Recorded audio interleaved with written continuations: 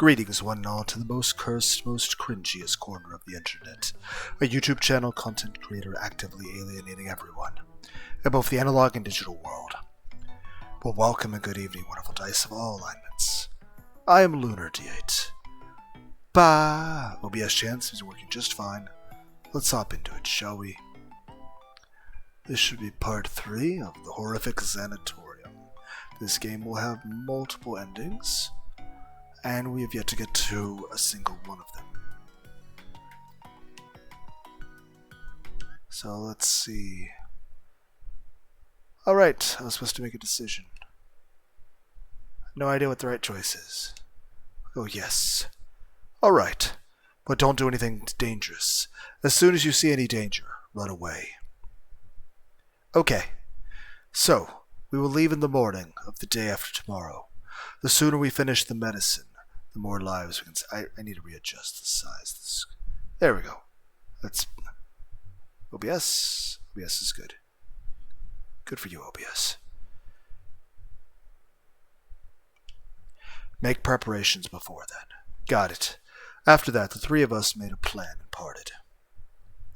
I returned to my hospital room.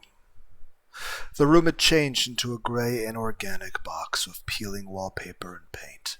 It did not give me any comfort, but rather increased my uneasiness. As usual, a boy and a woman were sleeping in the room. If we did not do anything, these two would mutate into monsters one day. Complete the medicine at any cost to help the other Spiria patients, just like me. That was what I strongly hoped for. That night, I was eating my meal, imagining the battle with the monsters. By the way, all the invalid diet I was eating were preserved foods such as dried bread. It's a little tasteless, but way better than the grotesque guts I saw in my hallucination.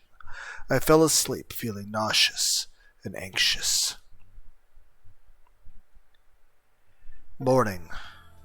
2 days later. The sun began to rise, and the dark sky blue gradually turned orange. In the morning sun, I wore a kendo uniform and swung my sword over and over. It was my kendo uniform Moan had kept, and the sword was something I borrowed from Anri's weapon collection.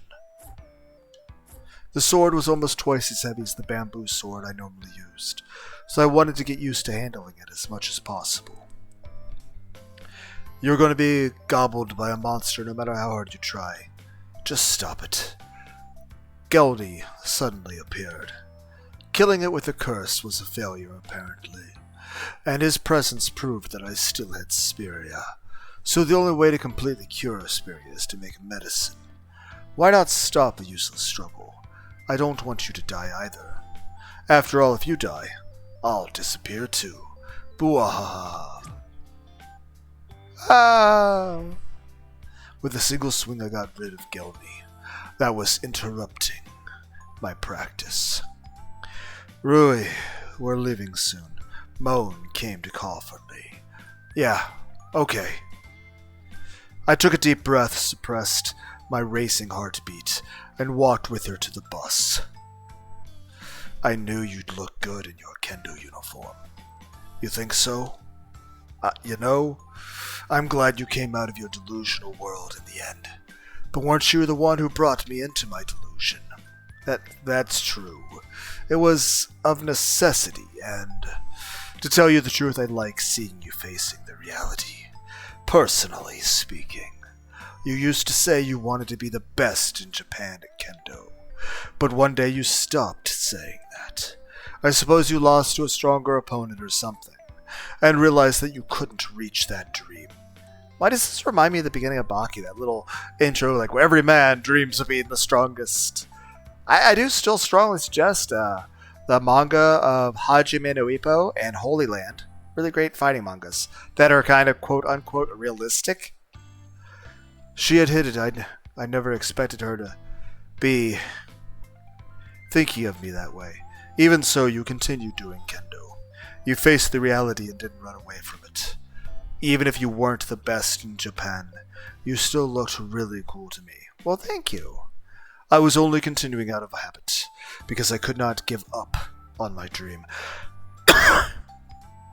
But if Moan thought that way, then maybe it was worth trying.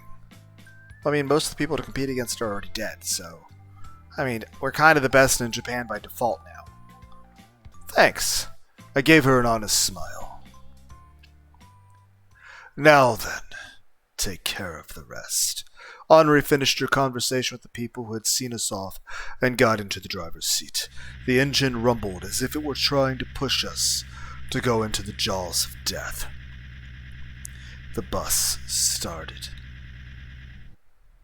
But is it okay with just the three of us? Once we get to the research center, it will be important to stay undetected by the monsters.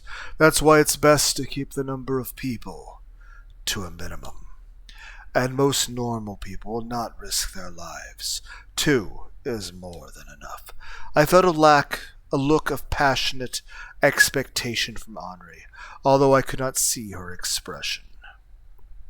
There were several cars parked in a mess on the road, and we barely made it through them. We could see several of the monsters outside. Seeing them up close again, I was reminded that this was real, and my fear began to well up. However, it seemed that there was nothing they could do against the running bus, and the monsters just stared at us.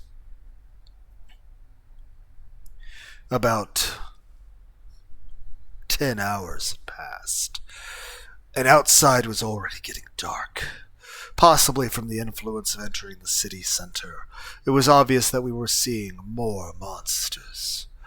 We are almost there.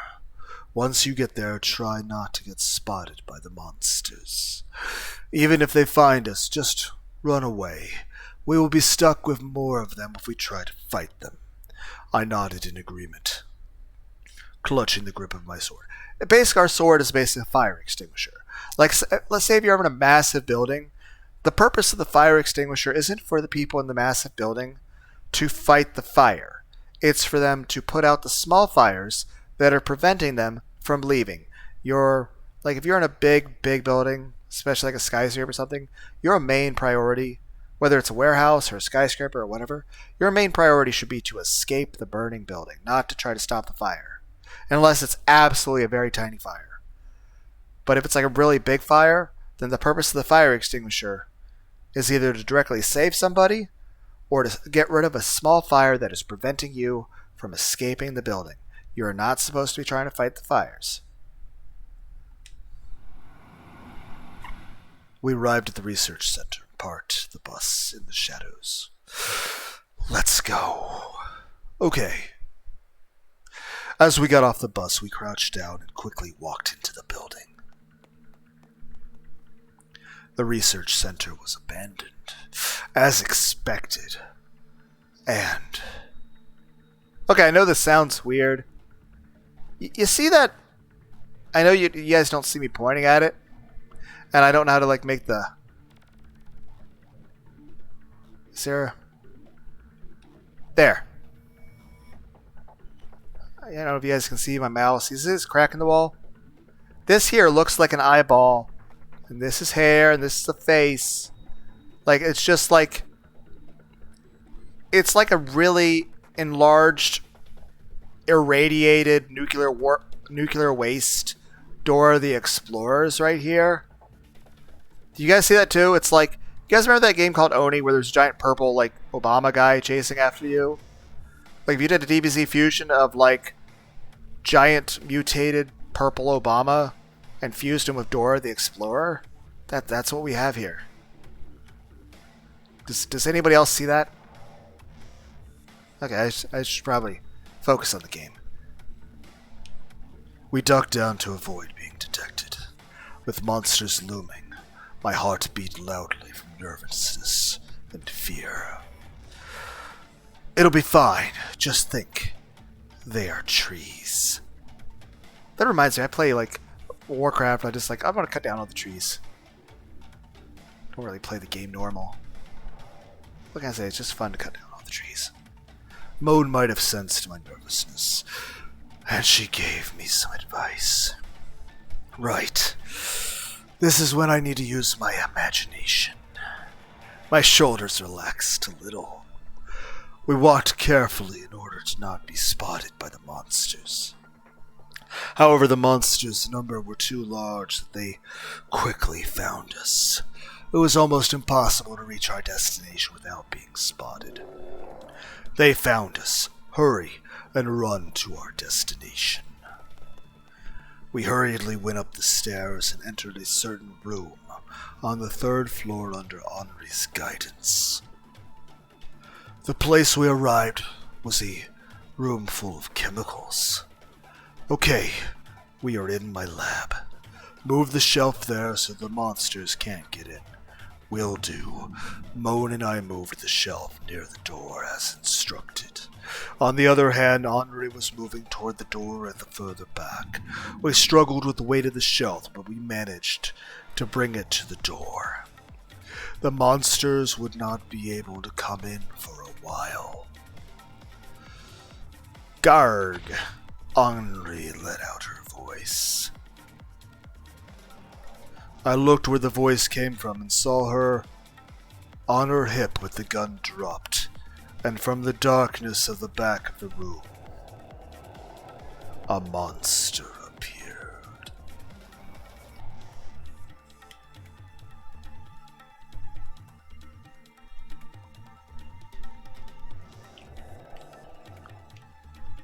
A monster even inside the preparation room. I noticed that the tentacles of the monster were aiming at Anri. I immediately pulled out my sword and ran towards the monster. Ah! I used my sword to cleave away the tentacles that were being launched at her. Then I kicked the floor hard, stepped toward the monster, and thrusted with all my might. A thrust was dangerous technique in kendo that was prohibited for middle school students or younger. Moreover, the weapon was an actual sword. Its thrust would have tremendous power. The sword pierced under the monster's chin and reached its brain. The monster collapsed to the ground under its weight. It immediately stopped moving. Just as I had heard beforehand, the monster's weakness is in its brain and heart, just like humans. That was impressive. I've been practicing kendo since I was little, so now that there were no more threats in our way, we decided to proceed with our mission. I carefully packed the equipment, chemicals that Anri handed me. Okay, that's all. All we had to do now was get out of the place somehow. Just then, the door made a loud noise. Monsters were trying to open the door. This is no good. It is only a matter of time before the door is torn open. What should we do? We will use this to climb out of the window. Anri took out a rope ladder from her backpack. I had it ready in case something like this happened. I looked out the window and saw our bus parked nearby. Everything had been carefully planned, it seemed. If so, I wish you had told me in advance. The shelf collapsed and the door was broken through by the monsters. Hurry. Go ahead, Anri said as she fired her rifle at the intruding monsters. We followed her instructions and set up a ladder from the window. But there were several more monsters below. If we did not hurry, they would keep gathering at the sound of the gun. I'll go first, to clear the way. Okay, be careful. I left all the luggage to Moan, and went down the rope ladder first. One of the monsters was right below me. After climbing down a bit, I pulled out the sword from my waist. and I thrusted it toward the monster with all of my weight. Nope, that is not what I was trying to do.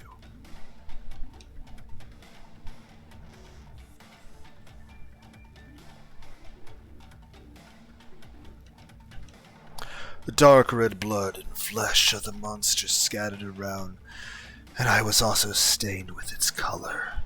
Even though they were once humans, I could not afford to show any mercy. Moan, I'll hold them off, so come down quickly. Okay.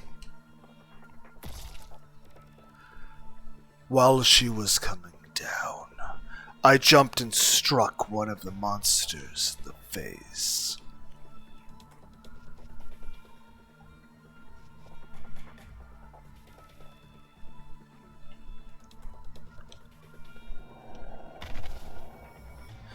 However, I got surrounded by several monsters, Moan carrying a backpack full of chemicals and other items. Climbed down the ladder to the bottom. Then Anri came out of the window and put her foot on the ladder. If we could just hang on a little longer, we might be able to escape. Just as I was thinking that, my right wrist holding the sword was entangled in the tentacle of a monster. Shoot!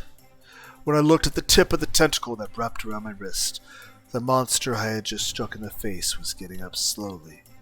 It seemed I did not quite manage to kill it. The tentacle wrapped around my wrist tightened, and I dropped my sword.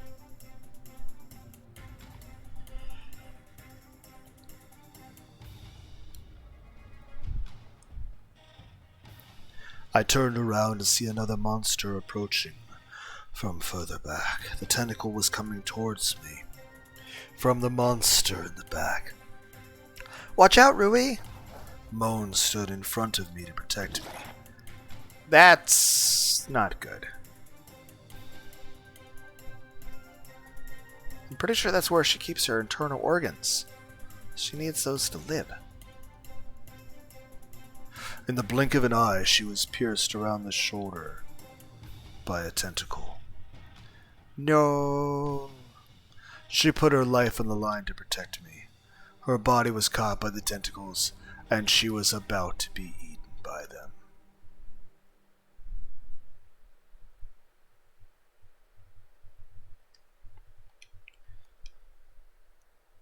When I looked at the monster in my front, it was about to bite my arm. We were in a real bind. I had to save Moan, but I was in trouble too. What should I do? For a moment the world turned gray and stopped.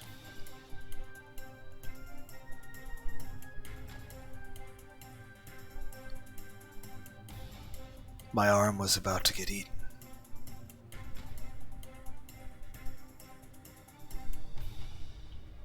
Dude. Dude.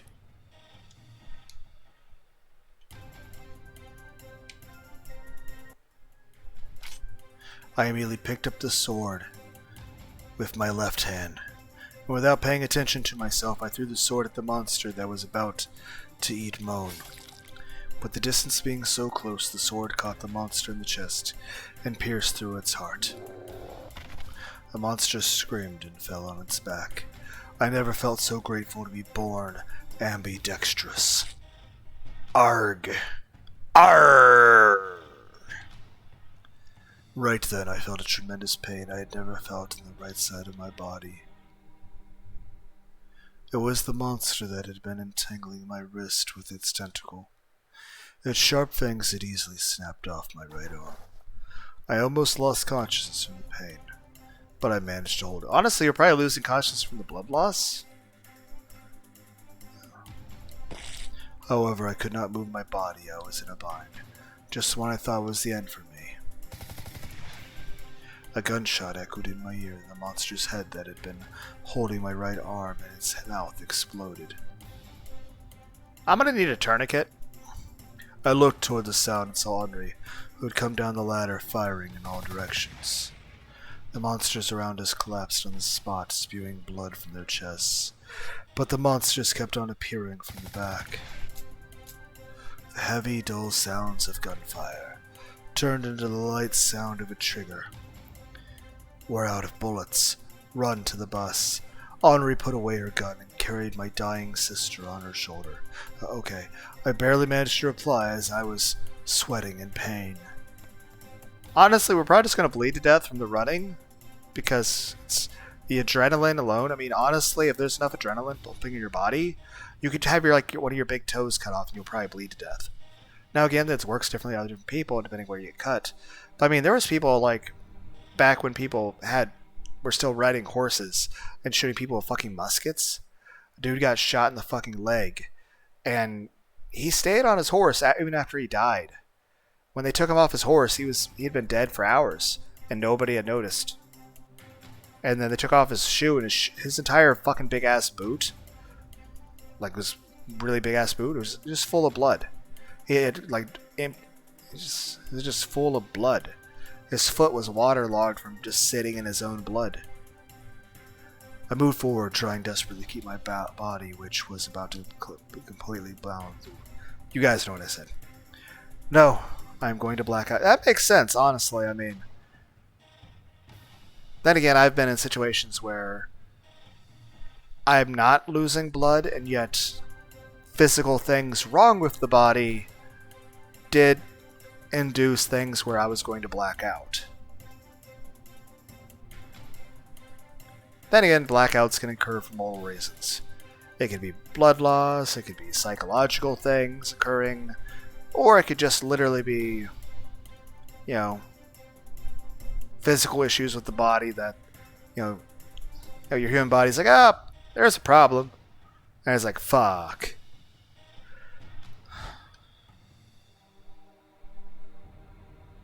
My vision is dying. Why did the monster's eyes change when I start to pass out?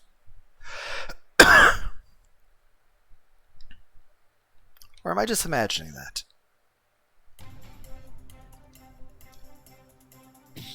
Hey, stupid, get a grip. The annoying voice I frequently heard pulled my consciousness back to reality. If you die, I'm going to disappear too, you know. Keep it together. Gelni appeared right next to me and encouraged me.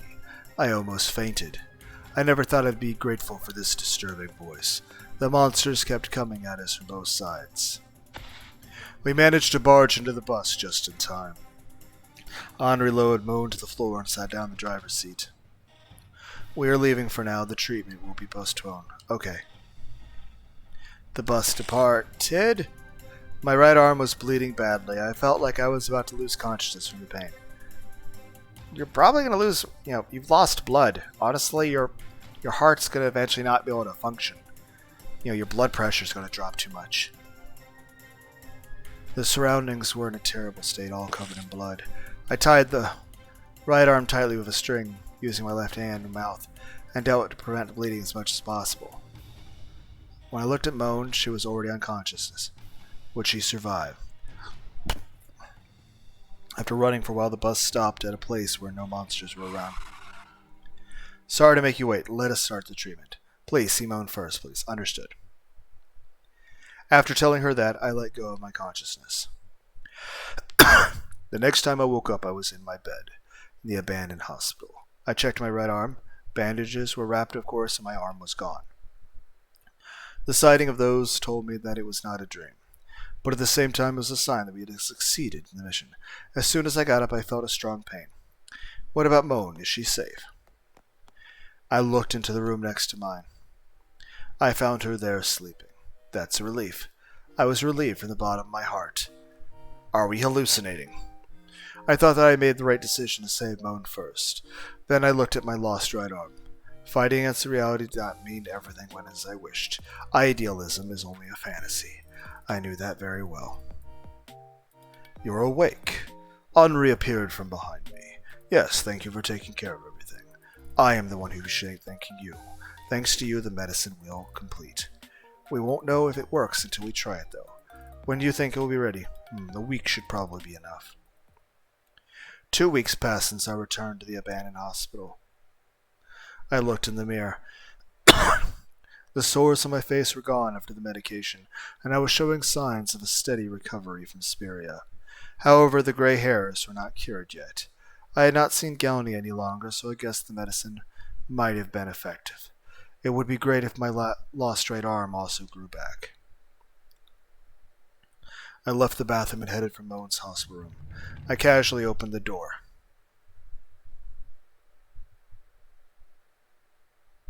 Well, that's really good.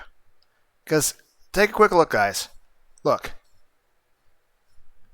Where she got stabbed was on her left shoulder. We do not see any indications of any sort of damage on her back, which means it didn't impale her. I was thinking that she was fully pierced through, which means much more likely to cause damage to the lungs. But if it didn't even, we're not even seeing bruising, and I understand it's been 2 weeks, but if we're not even seeing bruising on that part, then it didn't even come close. So maybe it could have allowed some fluid to go to the lungs, but honestly, probably got... That being said, I do call some shenanigans. One, it really did look like it impaled her, which makes me think she's probably dead or in a coma. And we're hallucinating because we can't handle that she died. But here's the other thing. Even if we ignore the idea of the wound and say, okay, she didn't get fully impaled and it wasn't as bad of a injury as we thought. Then again, here's the thing. If it didn't impale her, she would not have passed out. Now, again, I understand some people would react to it differently, but I'm just saying she should have been less likely to pass out. Then again, if it was a full-on impaled injury, she probably should have just bled out on the spot. So both are extremes. My biggest thing is this. As somebody who was once hit by a fucking full-size pickup truck, I've been in multiple car accidents, but as somebody who was basically, I was once izakai'd, but it didn't take. A full-size pickup truck going 75 miles an hour hit me right in my left arm. I had a dozen plus staples across the left side of my skull. Obviously a concussion. All my ribs are bruised. They were as bruised as they could be without, being broken. From my waist to my toes, I had purple and black bruises everywhere. Like I said I had a dozen plus staples on the left side of my skull. And of course, I was on some Vicodin. And even then, with that, it was about, if I was laying down in bed, it would take me about a minute to go from laying down to sitting up. And even then, it was a bit lightheaded just trying to walk. But here's the thing. Obviously, my whole body was sore. And, I got hit in the head really fucking hard. And all my ribs are bruised where it was hard to breathe. And my legs were covered in bruises that were purple and black and were raised really big. And they actually felt like the texture. You ever hold a basketball? The way it feels, the texture of the basketball? That's the way the bruises felt. But here's the thing. I couldn't move my left arm for about a couple months hardly. Now, don't get me wrong. I went back to working after, a few days or so, or about a week. I'm not sure. But the main point is I went back to work pretty much with my arm in a sling. So I was doing a lot of jobs with one fucking hand. That being said, a couple days or so after I got hit by the fucking truck, a couple of my friends came and picked me up. And I went over their place, and granted I spent that base of time on a bit of I think Vicodin and Tramadol and stuff like that, stuff doctors were giving me. Though occasionally I might have nausea and stuff and pass out and stuff. But anyway, I'd be play Mortal Kombat people, and I was still beating the computer and I was beating them. But I couldn't move my left arm, so I'd grab the controller with my right hand, and my left arm would just sort of be chilling by itself over by my left side, obviously, but not lifted up like you were playing a game. It just basically my left hand is by where my left ass cheek pretty much is. But, I can move my hand just fine, so I just take the right hand and hold my controller pretty much on my left hip bone and play the game like that as I'm sort of half passing in and out. Hey, but I was still able to beat the computer pretty well. But, yeah, I'm saying the biggest thing is this. Aside from the issue about the injury being what it is, here's the big issue. Even if it had literally just been an impact, no piercing occurred. Like, think bulletproof vest. Like, if you're wearing a bulletproof vest, yeah, it should stop bullet from piercing your skin, but it'll still leave a giant ass fucking purple bruise, and you'll still probably have some broken ribs. You could possibly even have a little bit of damage to your internal organs, and that bruise will last for quite a while. Even if that tentacle didn't pierce her, it should have bruised the back by hitting so hard in the front. It's either blunt force or piercing. Either way, she should have either really bad bruising or a full-on, hole in the back of her fucking back. But all that aside, even if we ignore that, my biggest thing is this. Where the fuck is her arm? You're like, what do you mean? You're the one who lost arm. What I mean by this is when I got hit by a fucking truck. Like, when I got hit by that truck, it slammed into my driver's side. I think I was the only person in the car. Car spun out, went through a fucking fence. And here's the thing. I couldn't hardly move that arm. And especially when they took me to that fucking the paramedic ambulance thing. My left arm was... I couldn't move it, but it was like shaking like my arm was having a fucking seizure. It was just shaking uncontrollably. Like more than I can imagine anyone moving an arm, even if they were trying to shake it crazily. Basically, it was a lot of involuntary movements of my arm because my arm didn't want to... I don't know. Anyway, main point is, after that, I basically had my arm in a sling quite a bit. Like, it took me 2 months to raise my left arm as high as her fucking arm is right now. And I understand she wasn't hit by a fucking truck. And it wasn't like... But I'm saying this. She should not be able to so casually lift her fucking arm. I understand it wasn't in the shoulder, but I don't care if it was like, through the pectoral muscles or through the shoulder itself or through where the fucking lung is. That shit's all fucking connected. There's bones, muscles, like stuff works together. Any of that got hit either by a piercing or blunt force. She should not be able to raise her fucking left arm like that. So wounds aside, or the fact that whether or not she would have just fucking bled out, she should not be able to lift her fucking arm.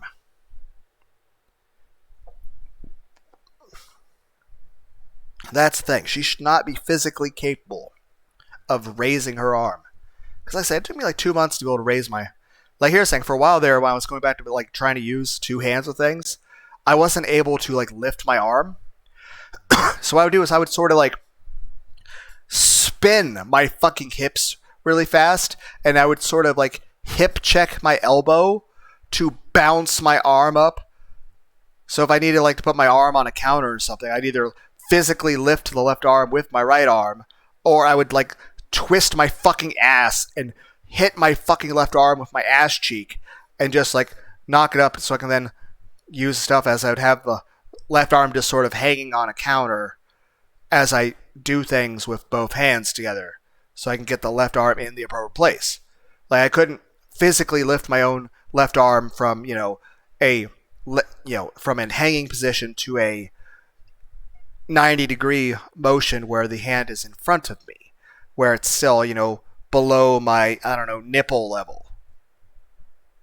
But that being said, even with taking my right arm and physically lifting my left arm, it's not just an issue of not having the physical strength to lift my own left arm. It's the fact that even my right arm having the physical strength to do it, it's that it was too painful. Like, my body did not want to cooperate with that. Like, it did not want, like, even with me using my other arm to physically force, and of course, I had to gradually keep pushing it to do that, because, if you don't do that, then it'll eventually sort of lock into place and not want to do what it's supposed to do. Obviously, for the most part, it's pretty much back to normal. Though, for some reason, when I run, like, that area of the shoulder, like, I'm pretty sure it gets inflamed for some reason. So I don't know why. I mean, I'm not using it to fucking run. But same way as like you feel like a bit of pain in your tailbone and your back from running. Certain muscles overcompensating for either glute muscles not being strong enough or just the shock impacts of, footfalls on, the hard ground of the bike trails. So, but I'm just saying this. She should not be able to lift her arm. And honestly, without a blood transfusion, we both probably should have died. And I shouldn't be able to, like, physically get out of my bed yet. But you guys get the point. Just saying, we're in hallucination, probably. Shriek. Moan was changing her clothes. Sorry. I immediately closed the door. This is a private room, so you'd better knock. I heard her angry voice through the door. I'm sorry, okay? Anri is holding a small party tonight to celebrate the success of the cure. I just came to tell you. I wonder if it really was a success. I see. Roger. As soon as I told her what I needed, I hurried back to my room, trying to escape the awkwardness.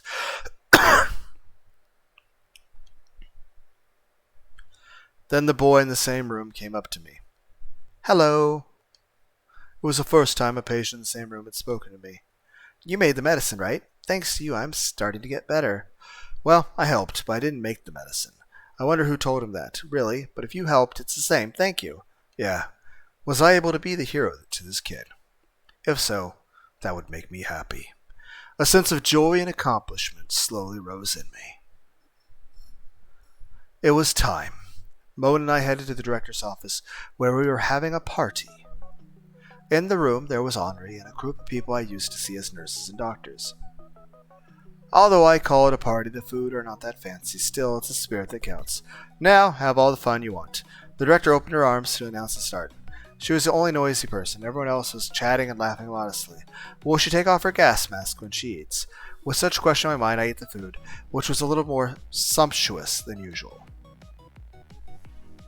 When I looked at the corner of the room, I saw Moan eating. She was never good at parties, where a lot of people gathered. I feel kind of sorry for her. Maybe I should stay by her side. I went near Moan and talked to her. I'm sorry about before. Nom nom nom nom nom nom. It's fine. Just make sure you erase it from your memory. How's your shoulder feel? Also, did the stab wound affect like heartburn? Nausea? I don't know. Your pupils are really small. That would be difficult. I'm already cured of Spiria. According to Anri, the antibody has been developed, and there was no longer any danger of getting contracted from Spiria again. Anyway, are you sure you can handle it with one arm? If you need help, don't hesitate to say so.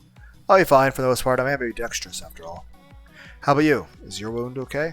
Yeah, the pain is pretty much gone now. At that time, I strongly felt that something was strange. I felt something strange.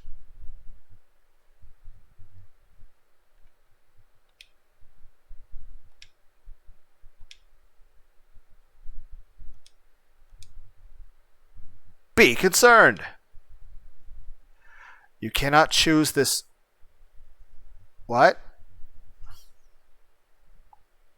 You cannot choose this choice now. You get to choose it after the credits roll? Okay? I felt something strange. What if I'm just really insistent?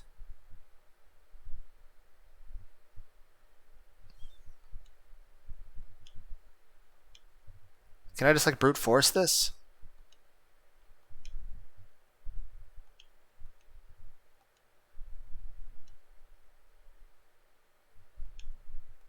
Like, oh, you picked it 7 times in a row.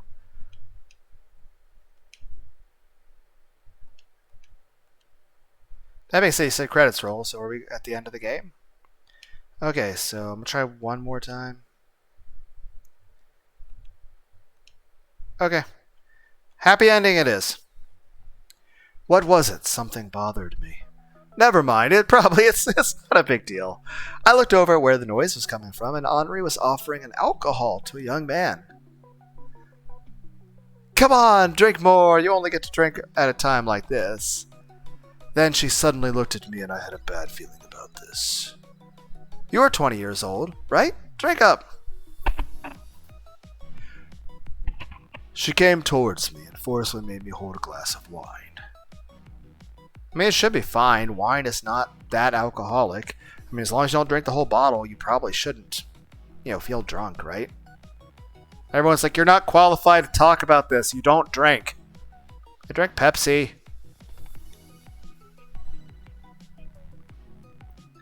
And grape juice. Heck, I mixed some Concord grape juice with some orange juice. Put a bunch of ice in it. Add a tiny bit of water. That way it wouldn't be overly sweet. Add in a big ass thermos. To be honest, I was not much of a drinker. But I did not have the guts to refuse. I drank it up in one gulp. It tastes bad. You're a pretty good drinker, ha ha ha. I mean, why is this person acting like a drunk when she hasn't had anything to drink? I don't get it. Are you okay? Yeah. As I expected, I felt a little sick. Is it poisoned? Was the medicine not effective and she's just like peacefully putting us out of our misery? Then I felt the need to take a walk in the night breeze to cool down my hot body. I did not want Moan to worry so much, so I sneaked out of the director's office and went to the rooftop. Are we having a fever? We might need some fever medicine if we're feeling that hot. Or if we're overheating like that, are we dehydrated? The night breeze felt good. Unfortunately, there were not many stars. I put my hand on the fence and looked at the view in the distance. This was where I first met imaginary Ryza. I thought about both the real Ryza and the imaginary Ryza and got sentimental. Now that my Spiria was completely healed, there was no way I could see her again. I had no regrets, of course, but I just felt a little bit lonely. I also thought about Gelni for a bit. Only for just a teeny bit, I mean. Suddenly the wind blew and I heard a faint voice from behind me. Rui, you did a great job. Well done. It was Ryza's voice. I turned around quickly, but there was no one there. This was probably the last illusion I would see. For some reason I had a hunch. Ryza. I looked up at the night sky. Just then, I saw a single star shining brightly above me. Thank you, Ryza. I wouldn't have made it this far without you. Somehow I felt that star was watching over me. Best end! We got the best possible ending! But does it count when I was choosing something that was going to be a different ending, and they just told me, no, you can't do that? Yay! Happy credits.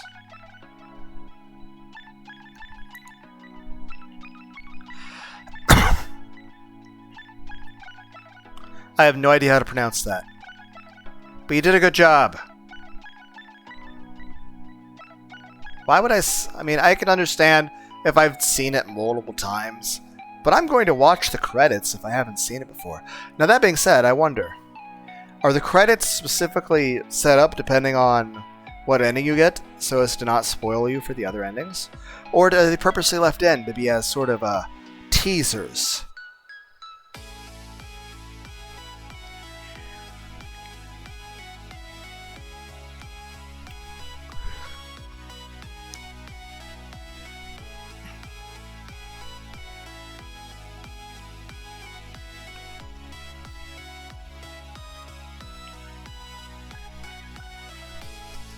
You know, I know that said simplified Chinese, but I read it as sugary croissant. Like, the French pastry food, but, Yay! Oh, you're welcome. Thank you for telling me thank you. Yay!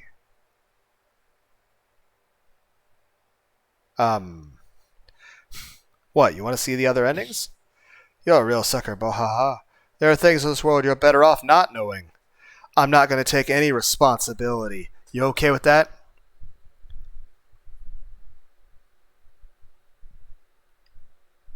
Save.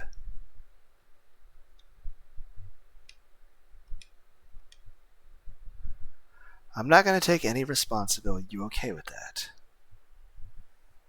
Yes. Oh, are you expecting to see a super erotic picture? You perv? I mean, I wouldn't be opposed. Then let's get back to the previous choice. Oh, we're just going right. I thought I had to reload something. I felt something strange. be concerned. Something was strange. What was it? I heard the sound of the world going out of its shape. Think harder. Something definitely was not right today. Probably something about Moan?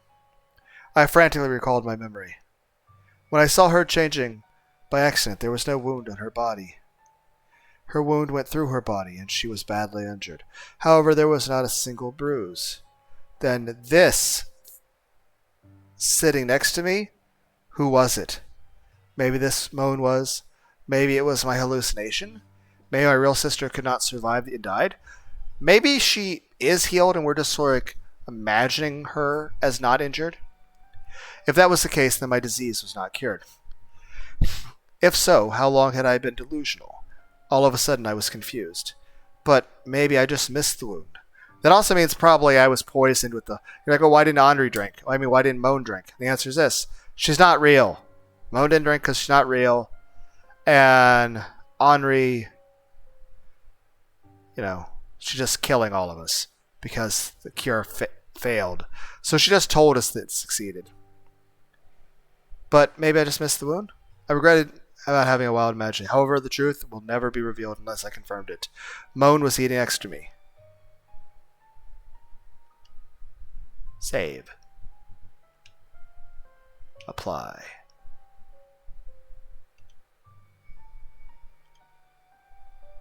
Poke! I had to make sure of everything, because that was Rise's wish. I always had to pursue the truth and fight against reality. I poked Moan's cheek, and I could feel it. What? Stop pulling a prank. She glared at me. I'm sorry. I was relieved that she was real. I must have misjudged about the wound. I reflected on how foolish I had been to think about such a thing. Unless we can feel the hallucinations now. However, a mysterious memory came to me all of a sudden. The place was covered with wreckage, and a burning smell filled the air. It was my home. There was a girl in front of me, bleeding heavily from the chest. But I could not tell who she was because of the black fog. Suddenly I realized I had a similar dream on the bus on the way to the hospital. Was Moan just dead the whole time? Has everyone been dead the whole time? Was this all an illusion, the whole thing? Bit by bit, the fog was cleared. Was there never a Ryza to begin with? The girl in front of me was my sister Moan. Rui, I'm glad you're safe. I'm happy to be able to protect you. You better get away, another monster will come. At least I want you to live. She lost her strength and her hand dropped. What is this memory? When did this happen? Is this another delusion? This is our home, so did it happen before we came to the hospital? Then Moan must have died a long time ago? But then, why could I poke her? But since I could touch her, the person in front of me should be the real Moan. Okay, now everything's purple. Wait a minute. Was that assumption correct in the first place? What could be touched is real? I was only assuming that from my experience. If this whole world was a fake world of delusions, my experience might not apply to such a rule of thumb, would it? But meeting Ryza again was probably real. Otherwise it would be weird for Ryza, who I had not seen for 8 years, to appear in my delusion. Which meant Moan died, and then Ryza and I reunited died. And I might have become an end-stage page in Osperia.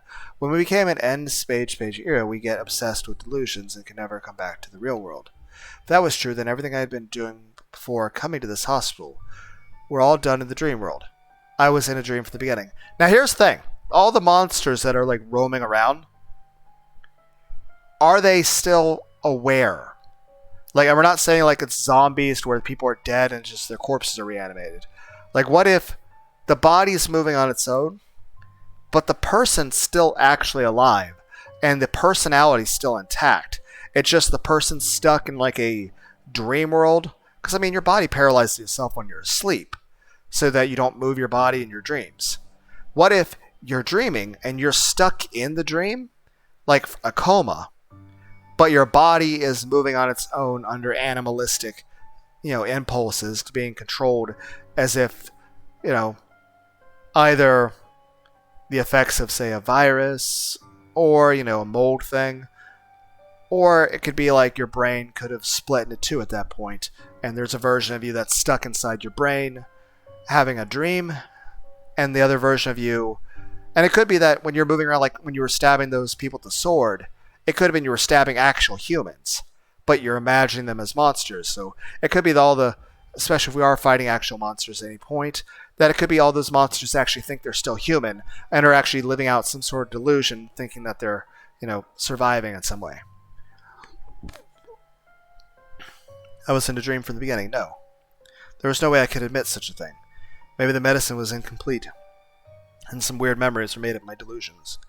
It was just a hypothesis. There was no evidence that it was true, but somehow I had no evidence to confirm my doubts. I could not be sure of anything.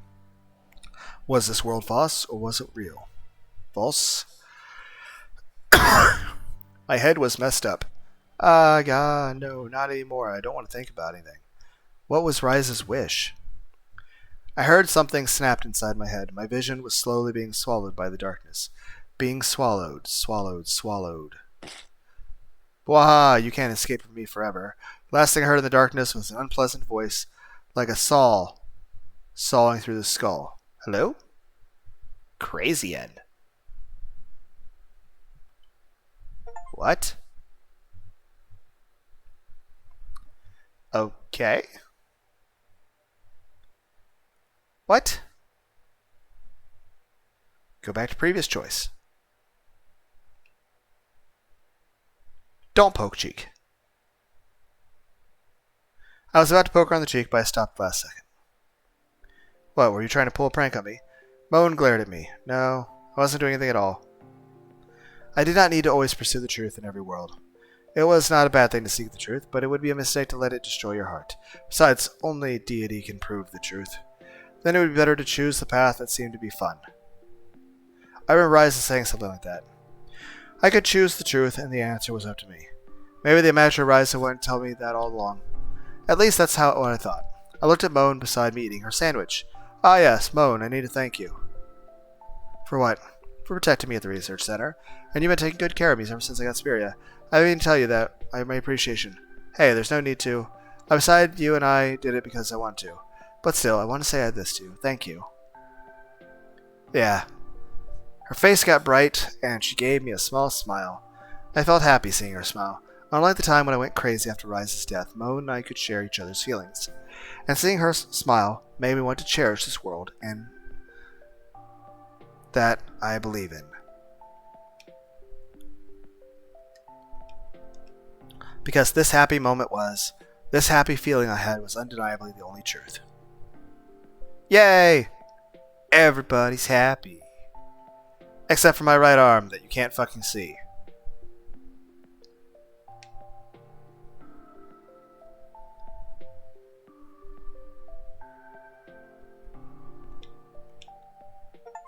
Yay, truth end. The story is a work of fiction. All the characters, organizations, and institutions do not exist. Okay.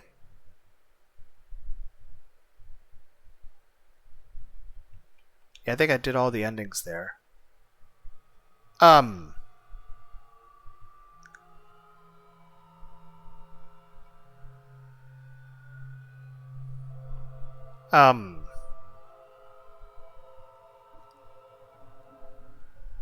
About this. Like, it shouldn't, but this makes me feel uncomfortable. Even the text being garbled like that.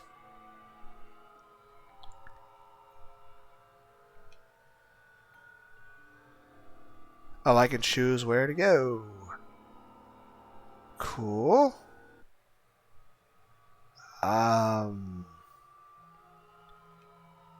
Gallery.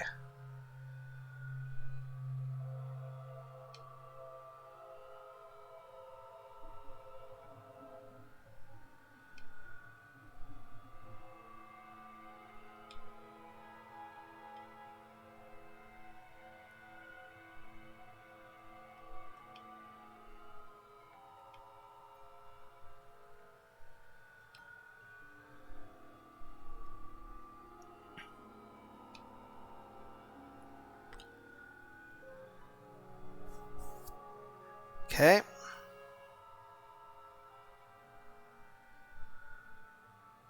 Okay, so there's a path where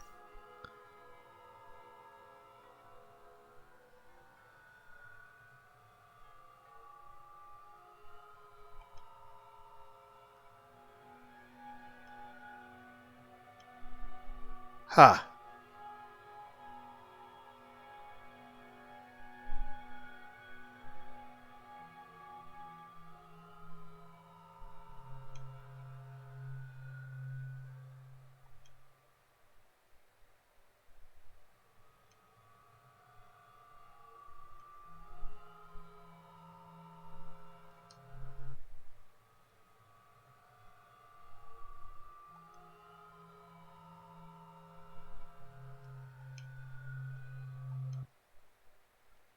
No. You coward. But I'd say it's a wise choice. See ya. I'm glad we played through the rest of the game before doing that. If I chose no, this would have been a much more startling transition.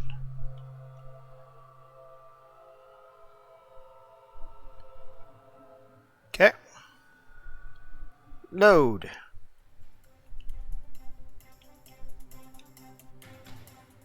We're going to keep our arm this time.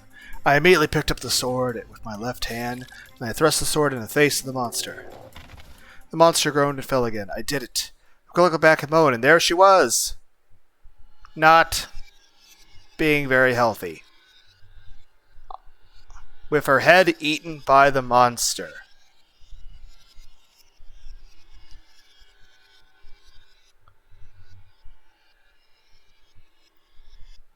They are fucking tall. Holy shit. It's like, oh, you've become part tree. Astonishment. That is not the correct word. An unpleasant sound of bone crushing was echoing from the monster's mouth. I could not accept the sight before my eyes. It had to be. Please let this be an hallucination. Oh yeah, this could be a hallucination. Moan should still be okay. The sword in my hand started to crook. To begin with, this critical situation itself might be hallucination.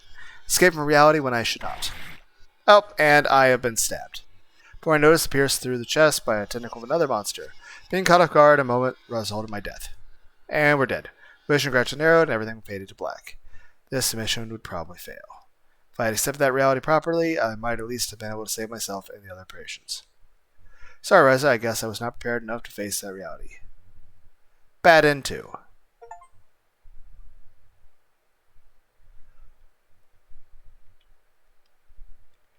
Okay, load.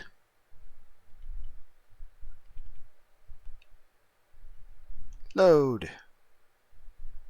Take Bone. No, stay home. At the asylum. I decided not to take her. She was very unhappy about it, but her safety was my priority. The next day, Anri and I took the bus to the research center. Thanks to her, we got the necessary chemicals and equipment very quickly. All we had to do at the end was escape. However, the mission failed. There were more monsters than we expected, and we were one step short of escaping. Oh, and dead again. I noticed the marks pierced her heart tentacle.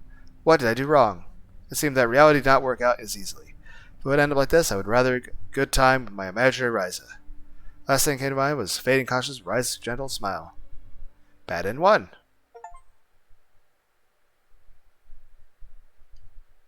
Load.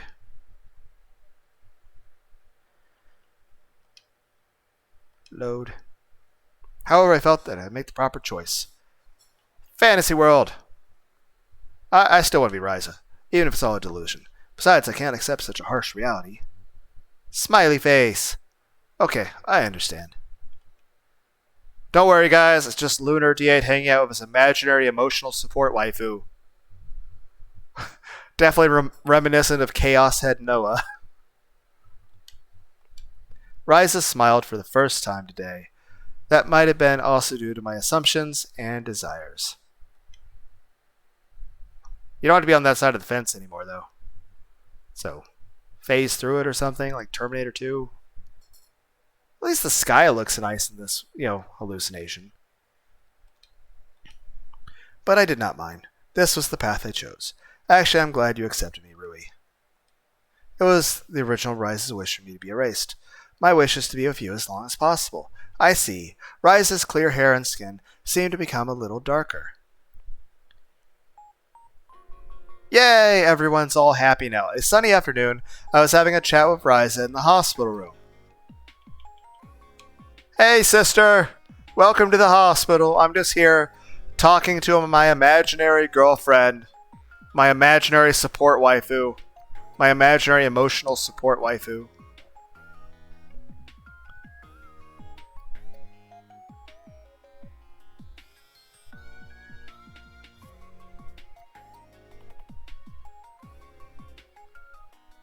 I like Shuar like, hey, don't come in here without knocking. I'm making out with my girlfriend. And she's looking at the empty air like, okay.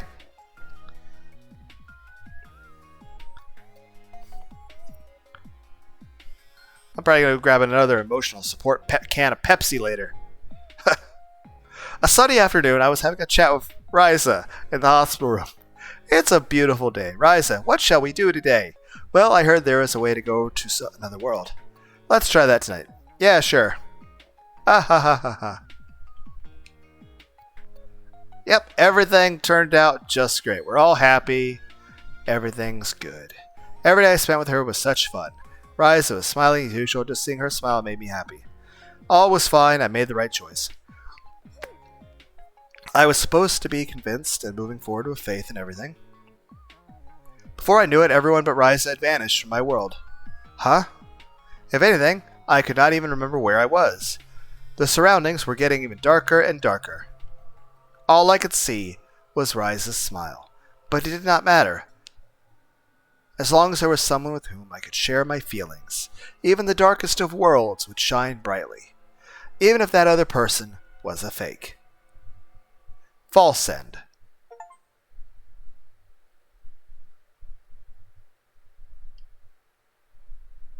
Okay, what else can I do?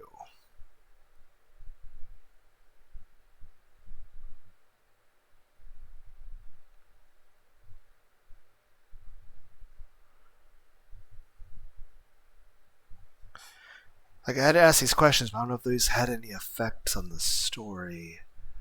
Let's check out the Steam page. I have 15 of 17 achievements.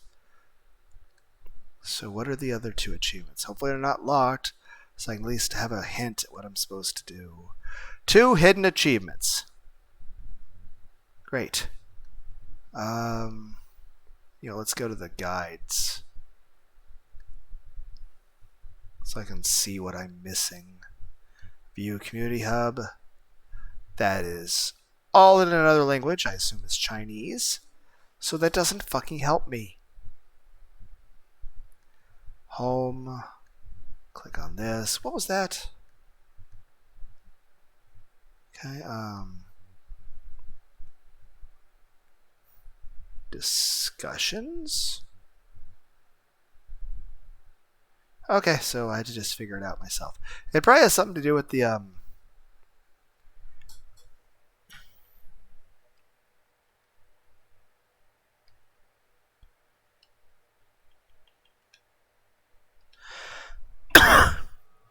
probably has to do with some of this.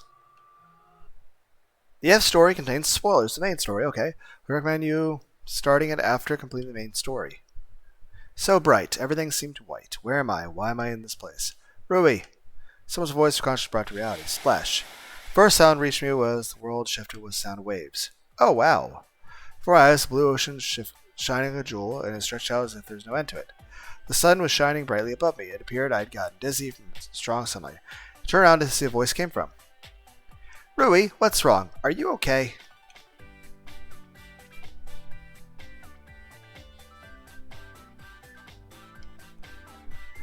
It was my sister, Moan. She could be stubborn at times, but she was reliable and very caring. Yeah, sorry, I just got a little dizzy. You okay? Have you had heat stroke? You should drink some water. Yeah, I think I did have some heat stroke on that fucking bike trail, but I read a part of Alice in the Wonderland book, and it was mentioned that Alice was sitting next to her sister reading a book at the start of this whole wacky adventure, and she's like, "Oh yeah, I was feeling tired and stupid from the heat," and I'm like, "She's having heat stroke. You need to get in the shade and get water. You're overheating."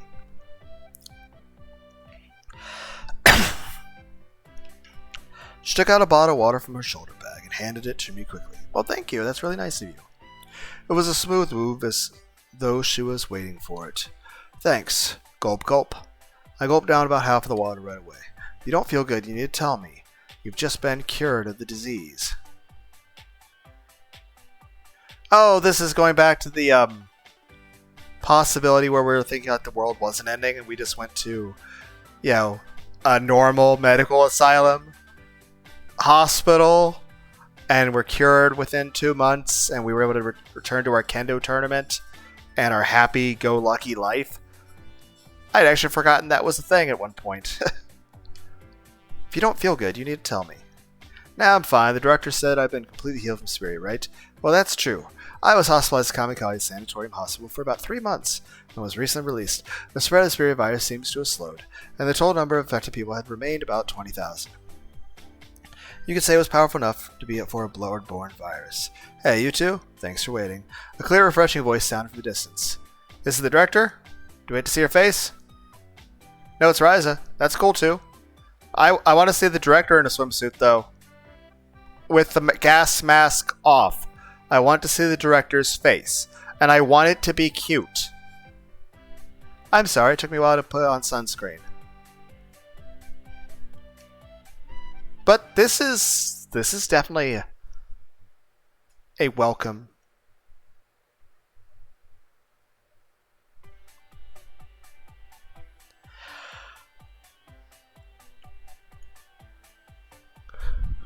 But I do want to see the director in a swimsuit. And I want it to be skimpy. I want her to be very busty. And I want her to not be wearing a gas mask.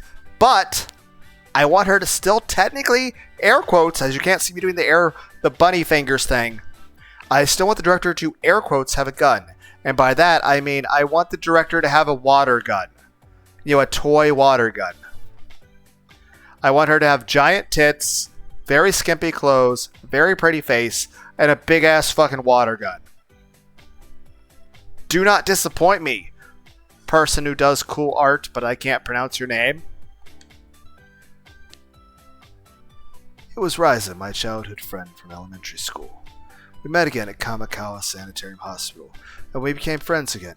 Supposedly, from coming in a rush, her face was a little red. So, what do you think of my swimsuit? I think it looks really nice. She spun around on the spot and flapped her perio around her waist. I actually am not familiar with that word. But yeah, this looks really, really nice. Your outfit looks really nice. It's so cute. I could not help but give an honest comment. I'd never seen Ryza's healthy, bare skin when she was in the hospital. It was truly a treat. I looked to the side and noticed Simone was giving a cold stare. It was probably because I was making such a flabby face, unbearable to watch. Oh, you little horny kid. Wahaha. If Galani were here today, it would surely be cursingly. Spirit had been cured, so of course it was no longer with me. Your drinks are in this cooler, so have what you want. Moan said as she put the drinks in the cooler under the parasol in the back. Okay, thanks. Thank you. Yay, we got a beach episode. That's cool. Animes are better with beach episodes. Even if it has nothing to do with the fucking plot. Well, I mean, it's got plenty to do with the, again, air quotes, plot. But, you know, yes. I am a fan of fan service and beach episodes. Originally, the visit to the beach was supposed to be just for Ryza and me. I felt a bit annoyed by Moan's presence. However, I was also a bit nervous of being alone with Ryza, so this might have been a good thing after all. It was during our hospitalization that the three of us decided to go to the beach together. Hey, let's go somewhere together when we get out of the hospital. It was a sudden suggestion of Ryza while we were chatting in the hospital room as usual. Okay, sure, let's go. I tried to act relatively calm, but inside I was quite happy. I had spent my time in the hospital thinking about what I wanted to continue my relationship with outside of the hospital, but I had not been able to make a formal promise or exchange contact number with her. I had never expected Rise to ask me out on such an occasion. I'll leave it up to you to decide where to go. I'm looking forward to it. Unlike in the past, Risa often left me to decide what to do. Was she expecting me to be more independent and take the lead? No, I must be thinking too much. You going to have a love hotel? You must be, huh? The skeleton with his brains sticking out suddenly appeared, whispering in my ear. Of course not. And why whisper in my ear when there's no one else who can hear it anyway?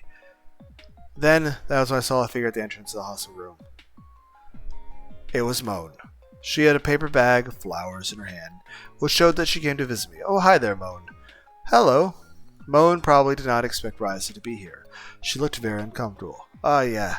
I was just talking to Rui about going out somewhere when we get out of the hospital. Would you like to come with us? I was thinking that this could be taken as an invitation to Risa to go on a date with her, but my thought was easily shattered. Apparently, Risa had no deep intention or words and actions at any time. Me, but I'll probably be interfering. Moan's usual momentum was gone, and she was as meek as a lamb. Of course not. It is more fun with more people, right? Risa moved closer to Moan and touched her shoulders from behind. If you insist that much. There was no way she could refuse him for such pressure. So it's 4 of us hanging out. I can't wait. You were not invited. And by that time, you would probably be gone. Yay, back to the beach and the titties. And Lunar dates just making everyone watching this video uncomfortable. What did that essay? You're welcome. I like the beach episode. It's cool. I was not expecting this, and this is awesome. So that was how the 3 of us ended up coming to the beach. The reason we chose to come here was because it happened to be the middle of summer when we got out of the hospital. So I start yawning into the microphone. Definitely was not because I wanted to see Risa in her swimsuit. Definitely not. The sun was shining like a mirror ball right above us. I stepped into the ocean right away to seek coolness, but the water was still a little warm, probably due to the hot summer days. Hey, you know what?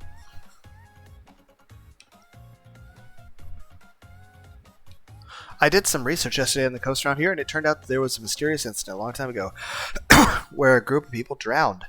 Isn't it strange? Please, don't talk about such a thing now. Risa was devoted to the occult even at a time like this. Even at a beach, she seemed to be unable to enjoy the pleasures like a normal young person. I know the one. If I'm right, there was a typhoon the day before, and it caused abnormal currents.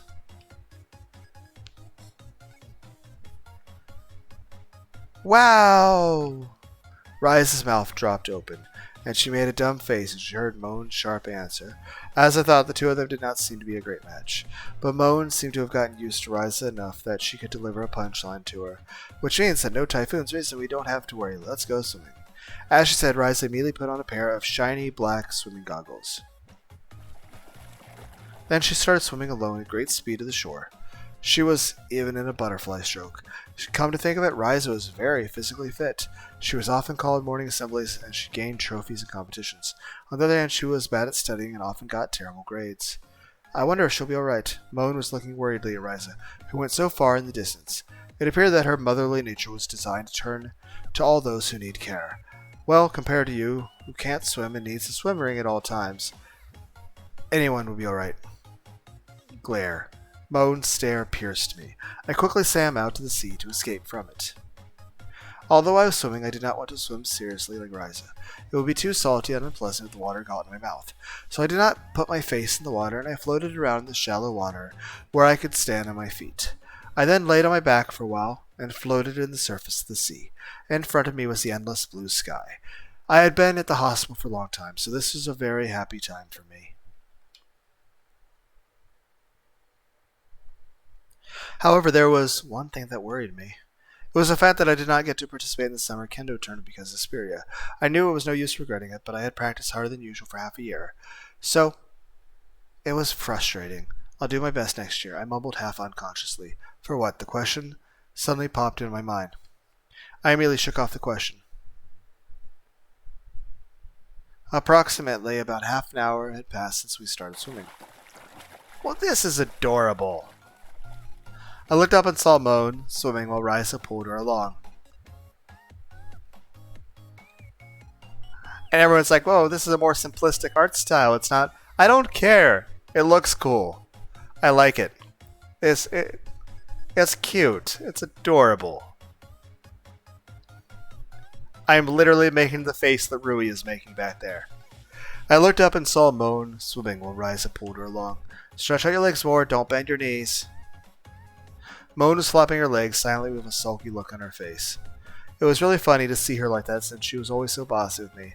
That's good, Moan. You're getting better. Ryza on the hand was acting like her big sister. It was heartwarming to see the two of them like that, and it made me smile. Phew, that was fun, wasn't it? Yeah. We returned to the beach after a swim. Should we go to the beach house and get something to eat then? I made lunch. When did she prepare it? We've been together at home in the morning, and I did not notice. Really, I can't wait to eat your food. And we all went under the parasol, and started to eat Moan's lunch, which was very large. Everything tastes so great. That's good. Hey, Moan, do you want to stay at my house for now tomorrow? I'm an only child, so I always wanted a sister like you. No thanks. I could not help but think that Ryza was just after Moan's meal. Now we're stuffed, let's continue playing. Yeah. We went for another swim in the ocean, and Ryza suggested we build a great pyramid at Giza, complex out of sand. When I noticed it was already sunset, and the surrounding area was covered in orange glow, the other seagoers were getting ready to leave the beach. Let's call it a night and go back to the hotel. Again, I really do like Ryza's outfit. It looks really nice. Yeah, okay. This visit, surprisingly, we were staying overnight. Of course, the stay would be at a normal hotel. When I suggested we go swimming, Ryza said she wanted to stay the night so that we could have a full day of fun. We quickly cleaned... I mean, yeah, you don't want to, take a fucking train, because, we're assuming Japan, so there's public transportation. And you don't want to have to... if you can avoid it, you should probably avoid public transportation at nighttime. So, yeah, that works to the best. Besides, it means I got to play in the water more. I haven't gone swimming in forever. Even though at one point I was registered, lifeguard and stuff, and I was really good at swimming at one point past, I haven't actually been swimming in a decade. So if I did now, I probably wouldn't remember how, and I'd probably just do doggy paddle.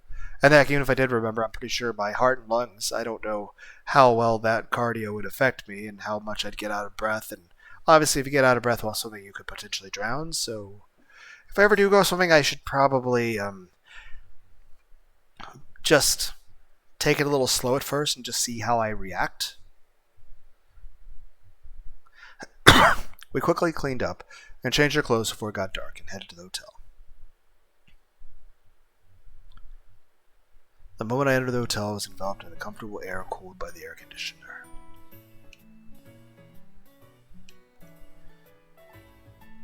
Wow, this place looks nice.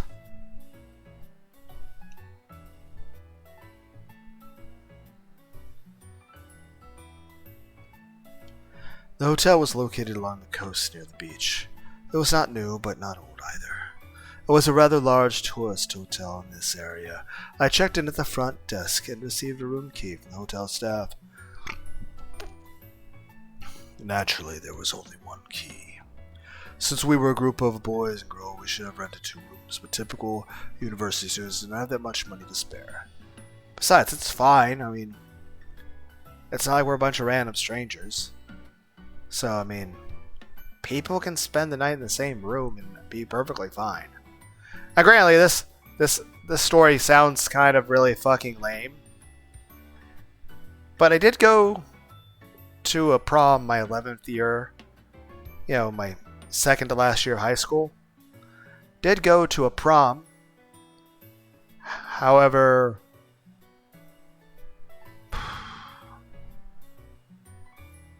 basically a week before going to that prom, the day for the prom, started dating one of my best friends.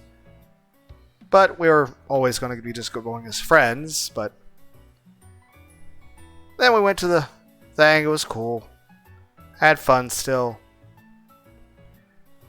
Then me, her, and 7 other girls went back to, well, technically 8 if you consider her girlfriend. So my date, who was then my prom date, who was at that point dating and fucking one of my best friends, went up to her bedroom to smoke a bunch of marijuana, get drunk, and have sex with her girlfriend. And everyone's like, oh, she was cheating on your friend? I'm like, well, apparently she was also banging other dudes at other times, but I didn't know about that stuff either, so. And then I basically spent that night, me and 7 girls, watching like stand-up comedy stuff on TV and eating some pizza and s'mores. Obviously, my prom date and her girlfriend were up in their bedroom, and me and everyone else basically just slept in the middle of the fucking floor on the living room.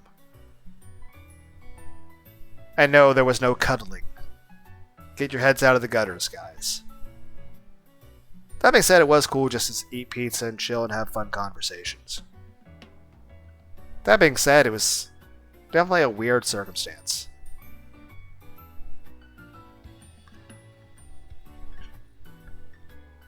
Yeah, definitely weird. But I was like 17, 16 back then. I don't know. That being said, under these circumstances, I mean, let's be clear. If it was me and Ryza by ourselves, we're both 20. There's no reason why we shouldn't be straight up fucking. You know, assuming that we're, you know, interested in each other that way. But that, you know, depends on how well me and Ryza really know each other. And the question is that really just use common sense. But I'd say when it comes right down to it is this. Whether or not me and Ryza would do anything, would want if we were there by ourselves, but even then, you know, it would be dependent on me saying and doing things earlier in the day to gauge as far as, okay, how does this person actually feel? And, you know, I'm just saying at this point would not be the appropriate time to try to make that move. Like, if you're going to do that, you would have wanted to establish, you know, an understanding of each other's feelings before this point. Now, that being said, Moan's here, so, I mean, it'd be very rude to her. So even if Ryza's like, hey, you want to fuck? I'm like, this is kind of awkward. But, yeah. Like, there's no reason why this... I mean, as long as... Depending on how well we know each other, but given the fact that we don't really know each other super well at this point, I would say we're just all friends. As far as me and Ryza, at that point, there's no reason why we can't just, you know, stay in the same hotel room and maybe just, I don't know, watch some Adventure Time or South Park or something, and then maybe order a pizza or some sushi or something, and then just go to bed. I don't know. After arriving in the room, we immediately put down our... I mean, yeah, we have 2 beds. So that works out. Moan and Ryza can share a bed. And I can hop in the other one. But then, given the fact that both of them are probably hallucinations and don't even exist, and also this hotel's not a hallucination, I'm probably just in a coma somewhere. I'm so tired. Moan, I can give you a massage. That's really nice of you. But no, thank you. Now let's go to the hot spring. There's a hot spring? That sounds awesome! We just got the hotel. Well, I suppose that's fine. Ryza's energy had always been limitless. I'd never seen her getting tired. The two of them get ready for the bath and quickly left the room. Okay. Do we have a TV? What is that next to the bed? What is that in the wall? Is it a radio? I don't know.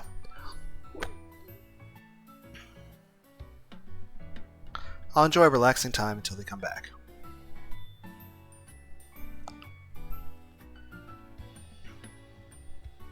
Why do you guys have matching clothes? Ah, that was a nice bath. While I was watching the TV, Ryza and Moan, in their lounge wears, came back. Aren't you taking the bath? The open air was nice and huge. Now wait until after dinner. It was just time for dinner. We went to the restaurant in the hotel. After finishing eating, I split up with the girls. I spent another hour in the open air bath and enjoyed it. Well, that sounds really comfy. Yay, you're both not dead! When I returned to the room, Ryza and Moan were playing tarot cards. How do you... Ah, you're back. What are you doing? As you can see, I'm fortune telling. I'm reading Moan's future. I see. I thought that usually at times like this people brought playing cards, but well, it was Ryza. She always used to read my fortune with a tarot card. The card that represents your future is... She picked a card from the deck and turned it open. The High Priestess turned upside down. The High Priestess? It represents intelligence and calmness. It's very human. But since it's upside down, it means you're losing your temper and being emotional. Is that so? Apparently Moan was not satisfied with the result. Besides, she did not want to believe these kinds of stuff since she was little. I'll read your fortune too. Let me assume it's death. Ryza shuffled the cards and picked one out. She then opened the card. I should not be struggling to read that up. The world.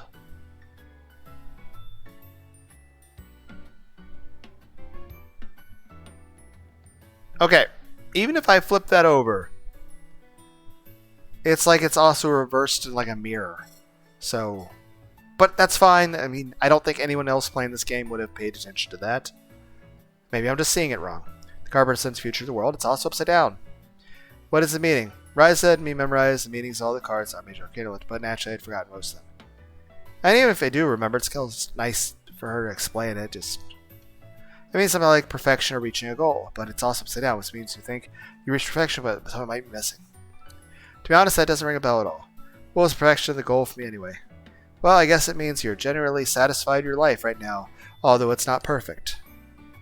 Basically, I'll say this. The life we're leading right now is pretty cool. It's not exactly like a perfect, ideal thing. I'm not getting everything I want, but it's pretty chill, comfy way to live. But also, you know, none of it's real, and I'm just in a coma somewhere, spewing blood at people that melts the flesh off their bones. But I'm having a nice dream about anime girls in the meantime, so, you know, I think it balances out. I see. I tried to be convinced for the time being. By the way, I got the star in the right position. It's a very good card that represents hope. With a big smile on her face, Ryza showed up the star card that selected from the deck. Fortune telling is just entertainment based on assumptions and confirmation bias. The conversation was stopping Moon's outlandish comments. Confirmation bias. There's a kind of cognitive bias that some people believe information is good for them, and disregard the rest. Wow! Ryza looked surprised with a dumb expression. I doubted she understood what was said, and I did not think that kind of logical talk was resonating with her at all. We then spent the rest of the day playing French Tarot? A game using the tarot cards with Ryza to teach us how to play. You know, at first I wanted to read that as French toast, but that's just because I'm fucking fat. I'm tired, so I think I'll go to bed. Me too. Really, you're going to bed already? Ryza seemed to have a lot of energy left. Oh yeah, how are we sleeping? We have 2 beds. You guys get that bed. Well, here's a question. Which bed do I want?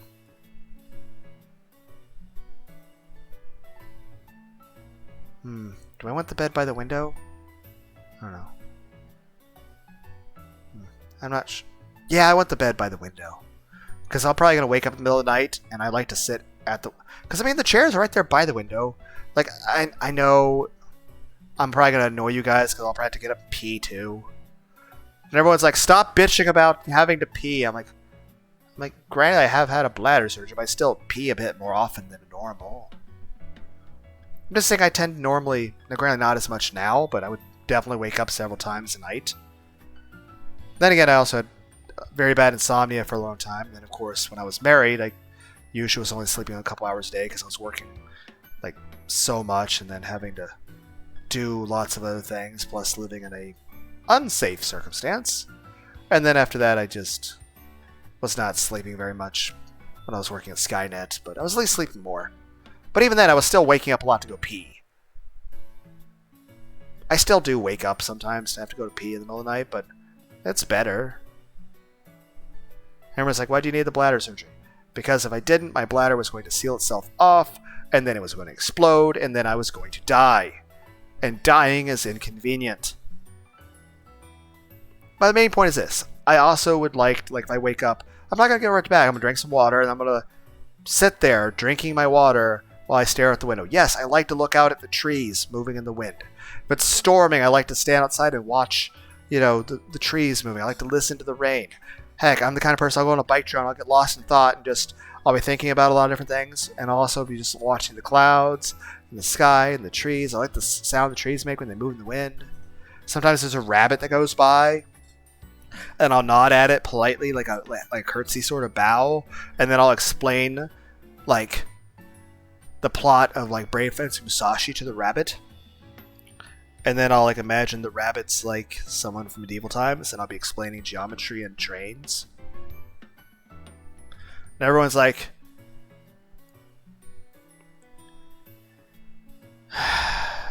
again, am I autistic? Then again, everyone's like, well, you're talking about trains. I'm like, but everyone talks about trains. Everyone loves trains. And airplanes. There's lots of museums that have, airplanes and stuff like that. Heck, Washington, D.C. has a bunch of museums of all sorts of cool things. Even though I'm not Catholic, I think the big-ass, Catholic churches look really... Yeah, I've seen some of the pictures of, the Orthodox churches in, Russia and stuff. They look really cool. They look very impressive. Heck, I've seen pictures, maybe one day I'll go to, Notre Dame and check out that church. Though I hear some people, sometimes people damage the thing. I'm like, why would you do that? It's a major historic landmark. I'm just saying, I'm not Catholic, but the buildings are very impressive and very pretty. And I like the architecture. Okay. But I'm just saying, yeah, I'd want to be in the bed next to the chairs next to the window. That way I can, if I get up in the middle of the night, I can sit there and I can walk a couple of feet and I'd just be looking out the window.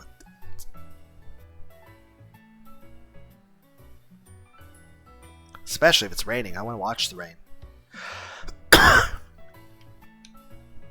were only 2 beds, so 2 of us had to sleep in the same bed. Moan seemed a little embarrassed, but I had originally told her it was a twin room, so she should have guessed that to existence. We better be separated by gender, so you 2 should sleep together. I thought siblings would sleep together. No way. If so, I'm fine with the chair. How are you going to sleep in the chair? It's not like it's a sofa or something. Look at that chair. That'd be so fucking uncomfortable. I mean, okay. I suppose you could. There's 2 chairs. You pull them together. You hop over the side. But even then, you're still being curled up a little bit. Or, how about this? You take the chairs facing each other like that, but you rip out that coffee table and put it in between to give yourself some extra space. But again,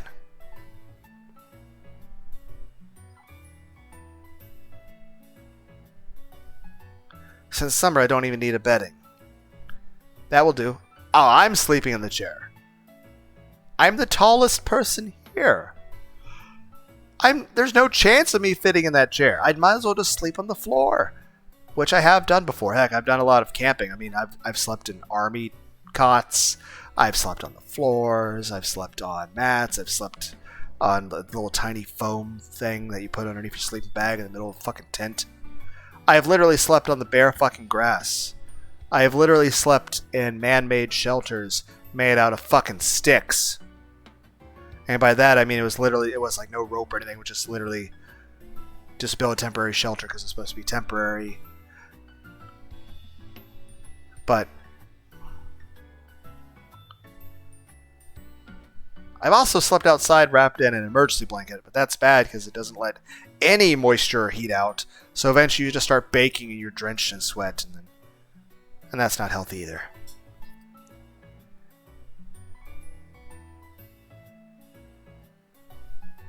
That being said, I want a bed. I am not sleeping on the floor. Why can't you 2 share a bed? Heck, I don't care. If either of you wants to lay in the bed with me, that's fine. They're pretty big beds. Okay, so how about this? I'm going to lay in the bed next to the window. The two of you can go to whatever bed you want. Heck, both you can hop in my bed if you want it. Both of you can hop in the other bed. I don't care. But I want the bed, okay?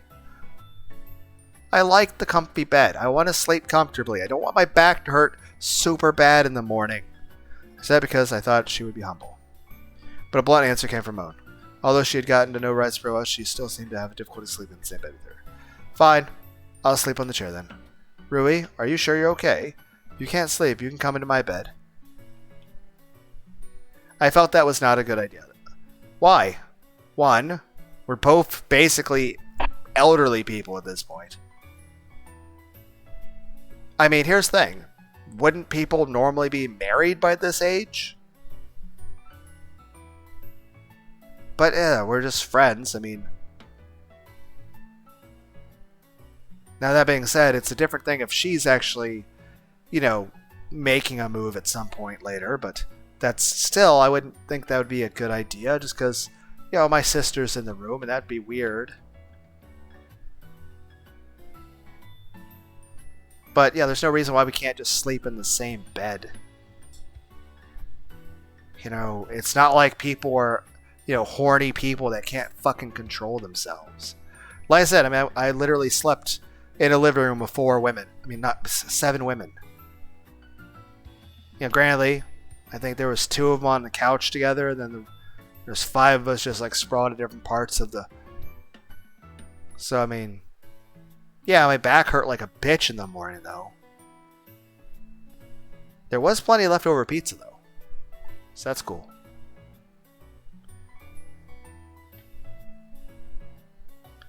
I'm just saying, there's no reason why this should be a problem in any way. Heck, even if we had one bed and all 3 of us slept in the same bed, it's not like that means we're going to start fucking, okay? It's literally just sleep. There's nothing wrong with that. Now and again, if Ryza wanted a relationship or do something, that's fine, you know. There's no reason why we can't do that. But I feel that's something that should be, you know, discussed before hopping in the bed. But even then, it's like, even if we were an established couple or even married, I don't think it would be good for us to be fucking with my sister here. It's kind of like, there's nothing inappropriate or wrong about like a wife, you know, sucking her husband's dick.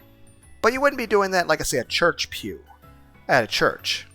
There's nothing wrong with it, but there are some places where, like take the church, it's supposed to be a place where you treat it with, you know, reverence and modesty, decorum. It's kind of like clothing. I mean, there's nothing wrong with wearing like cool clothes, like an anime cosplay. But you certainly would never wear an anime cosplay to a church just because that's disrespectful to God. But there's nothing wrong with it. It's like being loud. There's not really anything necessarily wrong with being loud, but you have to be mindful of the situation. Like if you're on the subway or public transportation, you have to be a little bit mindful of the other people there. As well as like you wouldn't just start, you know, being loud, obnoxious, you know, at a funeral. So it's about, I don't know, proper etiquette. You know, being polite. But yeah, as things are, I mean, even if we're, like me and Ryza are established purely as friends and we're not romantically inclined anyway, there's no reason why we can't just lay in a bed. It's not like we're laying on top of each other. It's not like it's a tiny little fucking cot. There's room for 2 people in each bed. Honestly, there's nothing. I can't tell how big the beds are, but there's no reason why all 3 of us couldn't even lay in one bed. It's not like we'd be fucking. We're just going, like, I'm gonna lay in the bed and fall asleep. The end. That being said, I don't know if I snore. I probably do at this point. Because I know people tend to snore more when they are older. But you usually have to have somebody who's not unconscious to confirm that.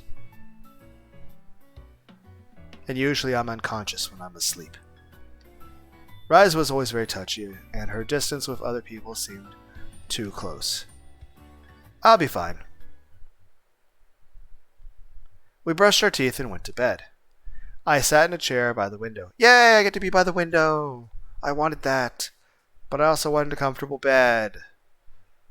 Honestly, if we had like jackets or something, what I could do is just lay on the bed and like curl up a jacket into a ball and use it like a pillow. Maybe make myself a little bit of something cushy to lay on. Like it's not like it's a fucking deep shag carpet rug. I mean, heck, at this point, why don't I just go lay in the bathtub? Well, no, it's open bath, so it's not like an American bath. But I'm just saying at that point, I'd have more room to lay down if just put a bunch of pillows and blankets and towels in a fucking bathtub. However, perhaps from the tiredness of swimming, my mind fell into a world of slumber surprisingly easily. It was a leather chair with perfect cushioning, but it could not be reclined. Fuck! So it was a little cramped for sleeping. I found myself in a place that looked like a dirty hospital room. Moonlight was shining through the cracked window. It resembled a hospital room at Kemco Center, where I had been hospitalized some time ago. Why was I in this place again? Why was the hospital room so deserted in the first place? Suddenly I noticed a strange presence and looked ahead into the darkness. Right next to the bed across from me, two glowing eyes floated in the blackness.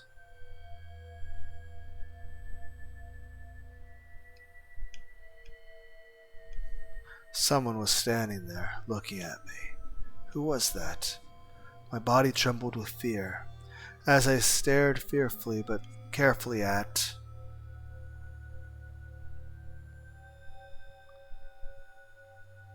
There's still technically no nudity, but I am concerned. It turned out to be a naked woman. Her hair is covering stuff, so it's still like a swimsuit. What was this situation? My head was spinning like it had been stirred with a blender. Then the naked woman came toward me with a bewitching carriage.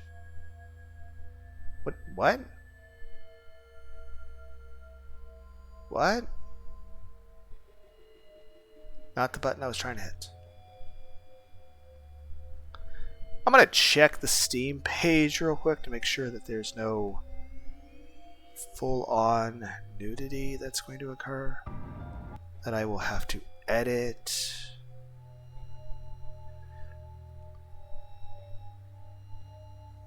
Does say there's romance, but it says nothing about sexual themes, contents, or nudity. Double checking dating sim, single player, text based, indie, more ending, violent, gore, psychological, romance, dark, horror, hand drawn, choose your own adventure, visual novel, adventure. Okay, there's nothing about nudity or sex or hentai. So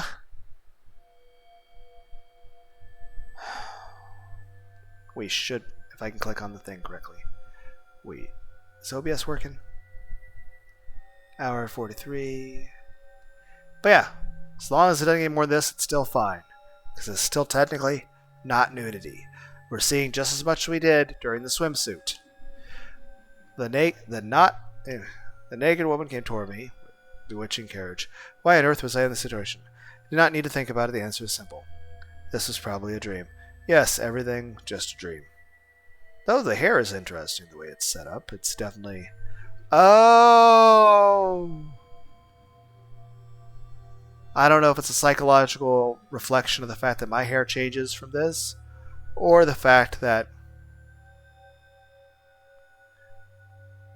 maybe Ryza wasn't immune. I think her hair was always a bit white. So,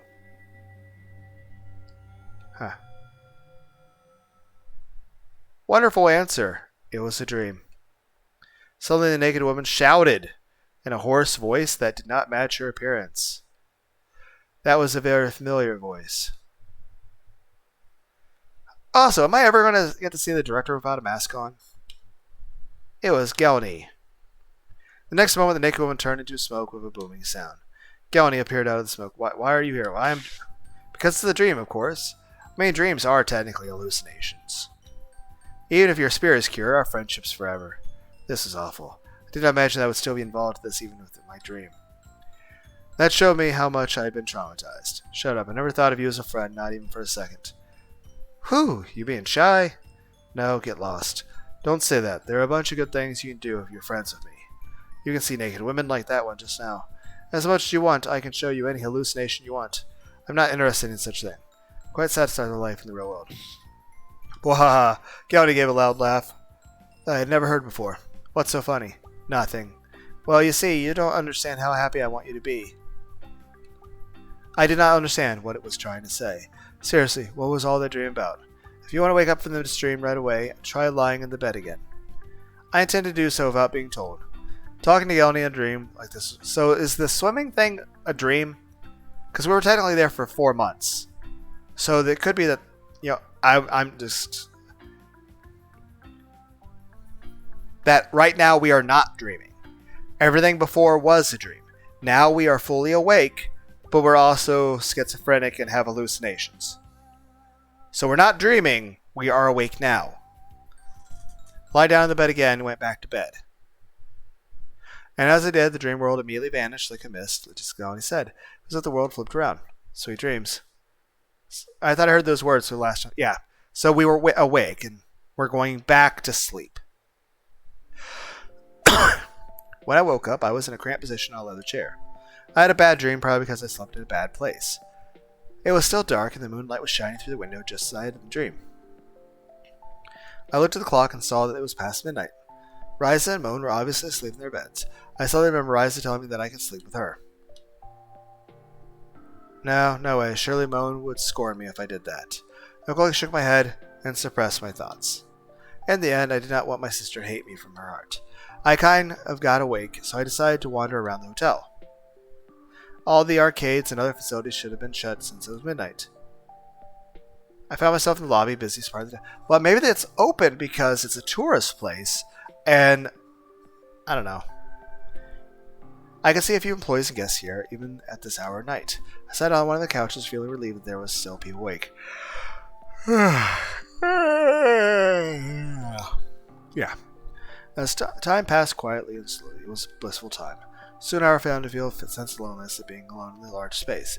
I somehow let my thoughts wander, looking for a connection with someone. Oh! Save. Apply. I will go talk to Riza. I want to talk to Riza. First thing to mind was Riza. I was so glad my relationship with her continued after we left the hospital. I wanted to know Riza even more. While I was thinking about her, I heard a voice from behind me. Rui. Riza, why are you here? What's wrong? You look so surprised. Just when I thought about thinking about her, she appeared. I was overly surprised, thinking that it was like my desire turned into reality. No, I just wondered why you were here. I just woke up. I noticed you weren't in the room, and wondered what you were doing, so I came to looking for you as I took a walk. A very enthusiastic walk. I woke up too, so I was just hanging around past time. Hey, Rui, do you want to take a walk outside? I want to see the stars. Yeah, sure. We decided to go for a walk at the beach tonight. That sounds awesome. As we walked the automatic door, I felt the height of the summer night. We probably have a really good look at the view. The stars. There's probably less light pollution, so that we probably see the stars a lot better. There are so many stars, yeah. Pretty far from the city, so it might be easier to see the stars. Oh, like the Great Triangle of Summer. Yeah, right. The Big Dipper, and the Scorpius, and the one is Hercules, and over there is the Crown of Thorns. Rise pointing in various directions in the night sky. You sure know a lot. Well, I like stars, you know. I see stars. Reminds me of the time we tried summon a UFO at the hospital rooftop. I remember that. You were talking about the end of the world, the time we got in the hospital. It didn't make any sense. Oh, that was crazy, wasn't it? Now thinking about it, I was completely sick. Maybe I wanted to be a second Nostradamus or something. I don't remember it well, though. I had a lot of delusions, hallucinations, and Spiria, but memories of those days are a little foggy. It can't be helped. We were suffering from Spiria. It's a long time. For a while, we talked, and we walked, and as soon as we arrived at the beach, it exploded. We sat down next to each other on a concrete step. The surroundings were almost pitch black. However, the repetitive sound of the waves made me feel comfortable.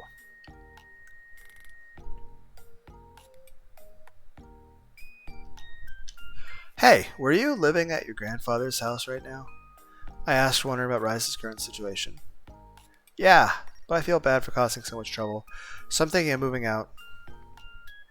I might as well save up some money to buy a second-hand camper while living water life.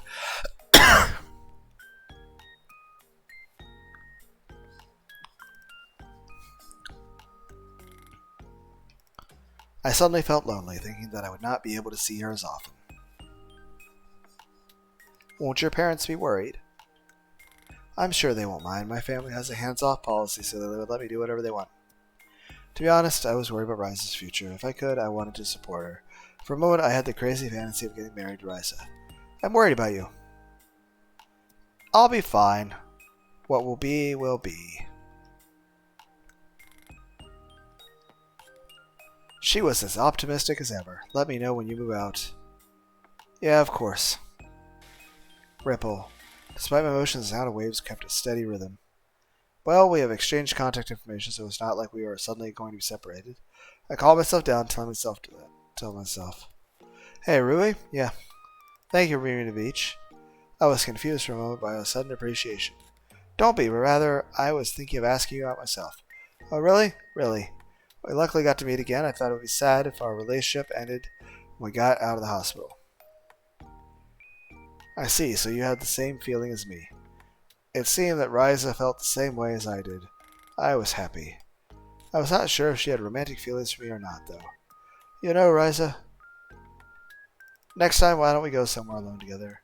Moment of silence, I was sweating on the forehead due to the heat of the nervousness. Since she invited Mo to this trip, maybe Riza did not think of me as someone special. But I still wanted to make progress in the relationship with her. Sure, we should. She happily agreed. I was so delighted. Is there where we want to go? Riza stared at the air for a while. Stonehenge! It's too far away. The continent of Mu. I don't know how to get there. Mount Osor. Hey, we can manage that. Go Mount Osor, let's promise. Okay. Was Mount Osor Mori, or it would be another overnight trip then? To tell the truth, I would have loved to go to amusement park, a movie theater, or something more simple.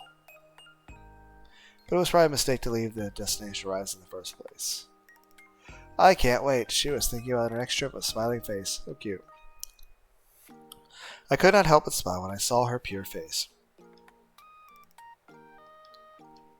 I thought again that I really loved Riza after all. On the other hand, I still did not know what was in her heart. It was a deeper mystery to me than any other mystical phenomenon. Riza?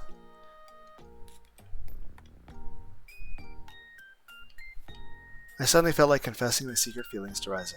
This would actually be an appropriate time for this. Even if she's like, ah, no, I don't like you that way. Okay, cool. Then we just go back to looking at the stars and just chilling. I feel really happy. Oh, so the word stuck in my throat. I want you to always be good friends with me. It was not what I intended to say. Yeah, of course. Riza responded with an innocent smile. It seemed that I still lacked the courage to confess my feelings. However, there was still plenty of time. It was not too late to live my feelings to getting to know each other. No worries, there was no need to rush. We quietly gazed at the starry sky. Deep silence, but not uncomfortable silence. Ripple. Only sound of the waves echoed on the beach at night. It was a happy time alone with Riza. I wish that time would last forever, and if possible, Riza felt the same way. I thought so as I looked at the stars in the night sky. Peaceful end too. Okay, so this is the other two endings. Go back to previous choice. Let's go talk to Moan. First thing that came to mind was Moan. I wondered if she was enjoying the trip. I wondered how she felt about Riza. While I was thinking about her, I heard a voice from behind me. Why do you look so frumpy? Moan, why are you here? What? Was that so surprising? Just when I was thinking about her, she appeared. I was overly surprised. Thinking about it was like my desire turned into reality.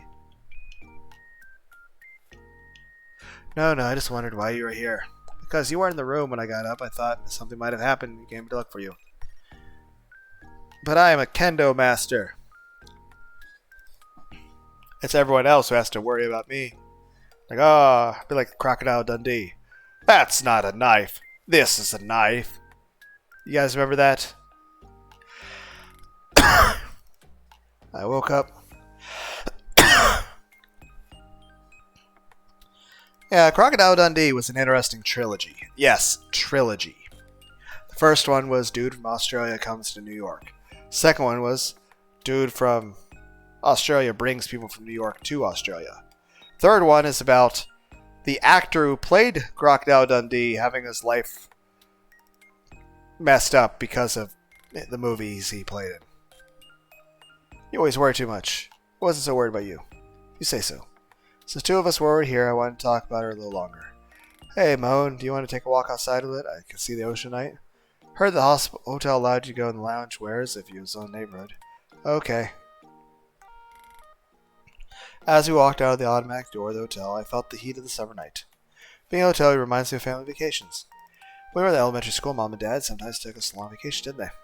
I remember we used to get car sick and throw up. Don't just remember the bad memory. We walked around talking about our old times for a while and soon arrived at the beach. We sat down next to each other on a concrete step.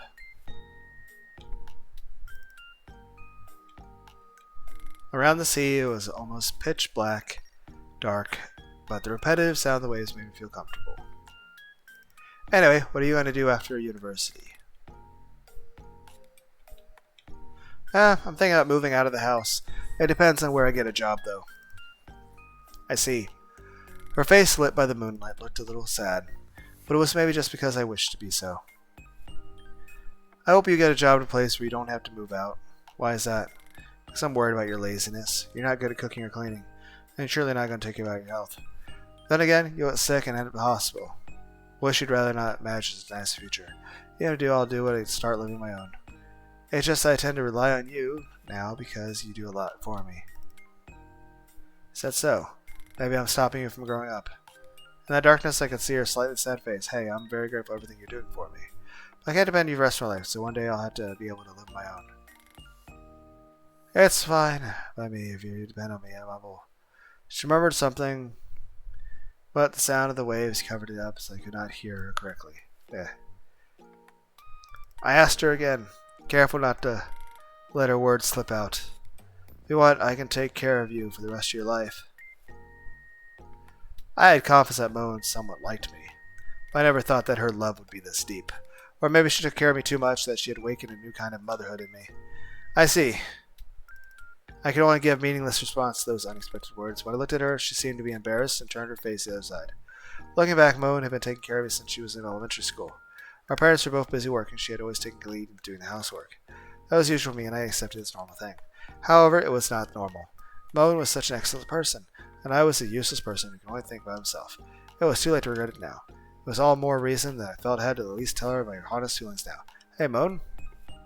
What? I'm grateful to you. You always taken good care of me. Thank you. Yeah. She looked very embarrassed, but I was probably more embarrassed.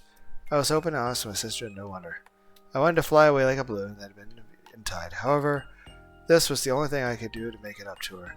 I looked back at Moan. The person I wish for the rest of happiness in the world is. I think it's you, Moan. That was the honest feelings right now, so I wanted to tell her. I see. I'm happy. She did not make eye contact with me, maybe out of shyness, but she showed me a soft smile. I was so embarrassed my face was burning, but I felt strangely relieved to be able to let everything out. Ripple. The sound of the waves echoed the beach, with just the two of us out at night. Ripple. What would tomorrow be like? Ripple. Hope three of us could travel together again someday. Ripple. I would like these peaceful days to last forever. Static. Peace End 1. Okay, I think we did everything. So we got all the achievements. Yay! We're back to this. What do you mean note? Note what? Oh, it's character concept designs. I have no idea how to pronounce your name. Pageratta? Pageratta?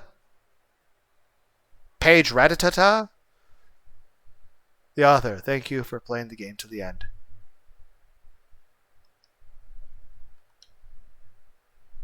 Do I get to see the director without the gas mask on? Do I get to see her? There better be a picture of her in a swim outfit. I want to see the director in a swim outfit. With the, no gas mask. And a water gun. And giant tits. She could also be Futa.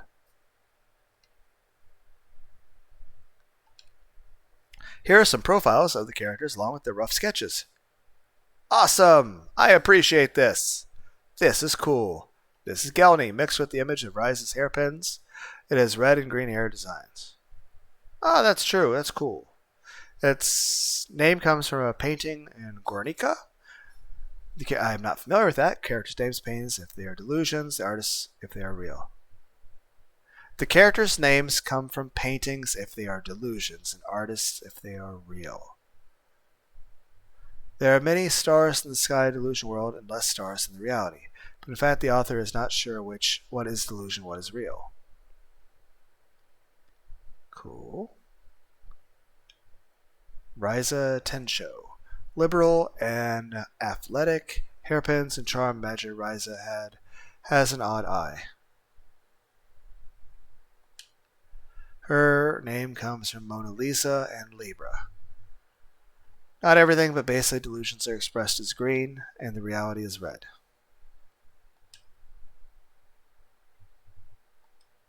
Moan Genzaki. Cerebral and scientific. To make her look like a typical anime character, she has pigtail hairstyle. Her name comes from the artist Monette. She is Monet. Pronounce it right, man. She is real, so designed to be red and orange. Do I get to see her naked? I mean, at least in a bikini? She looks like she has... Her name becomes artist Henry Rosu. Made her all mysterious, so free for you to imagine what kind of person she is. Could you... Again, artist, man, person. Could you have, given me a picture of her in a bikini with giant tits and a water gun and no gas mask and futa? Yes!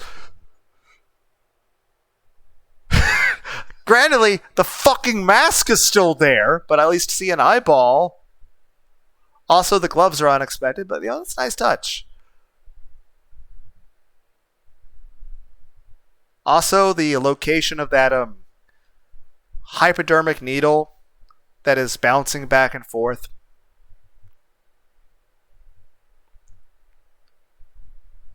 Suggestive. Also, what exactly is she drinking?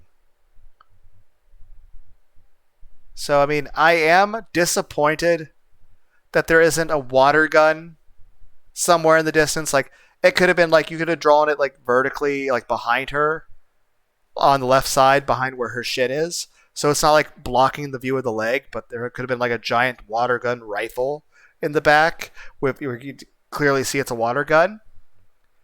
Also, you could have drawn her boobs a little bit bigger. Also,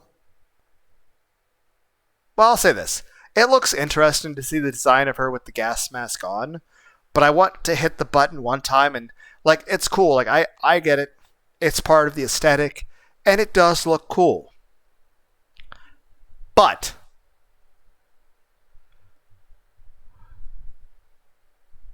while I do think it's pretty cool that you have this picture of her with the gas mask, I also want a picture of her without it. Also, dear author of this game, I am about to suggest to you a large list of games. And I'm going to do my best to enunciate all of this so you can clearly understand me. Though this is assuming that the creator of this game is going to watch this. I still think it's interesting that I live in Ohio, but the way you pronounce that, if you were speaking Japanese, which I am wanting to learn German, but eventually I'd want to learn Japanese and then French and then Hebrew. Though there's multiple different types of Hebrews, I don't know which type I'd want to learn. But honestly, I don't know if I'll ever get through just learning German. I mean, that's a very slow process, and I'm just doing awful at it. I do sing karaoke in German, and it's fun. I'm terrible at singing, but I enjoy doing it. But Ohio means good morning in Japanese. And I just think like the stupid little brain rot phrase, like if we're looking up the stars, like if the hotel is like in Ohio, it's like a Rizzler's last thoughts should be of Ohio. Okay, I'm getting off topic. Pageratta, if I'm pronouncing your name correctly. I have many games to suggest to you. And the first one that comes to mind is a game called Blam Machine Head. BLAM exclamation point Machine Head. It's a game that's both on the PlayStation 1 and on Sega Dreamcast, though I played it on the PlayStation 1. Now, the game overall, in terms of game design, is a bit overly difficult, repetitive, and the stages are a bit monotonous. It's very similar designs the whole way, but it works for the aesthetic they're going for. It's a PlayStation 1 game. It's okay, but I would say honestly the best thing about the game is the music. The music is phenomenal. But I would say many things about the game backgrounds, I think, would be, especially in terms of many things, but the way the real Speario world is, and the Machine Head virus world of Blam Machine Head, I think you'll find it very interesting, but most of all, the music's amazing. Other games I would strongly suggest would be for the regular NES, the Nintendo from like 1987, would be games like Mario 1, Mario 3, Battle Kid 1, Fortress of Peril, Battle Kid 2, Mountain of Torment, Castlevania 2, Simon's Quest, Swords and Serpents, Robo Warrior, Dragon Spirit the New Legend. And I do say Dragon Spirit the New Legend and Robo Warrior are absolutely amazing games. And they also have incredible soundtracks. Though I would say you'd be hard-pressed to find a single game from any of the stuff I'm suggesting that does not have an amazing soundtrack. I will say this, though.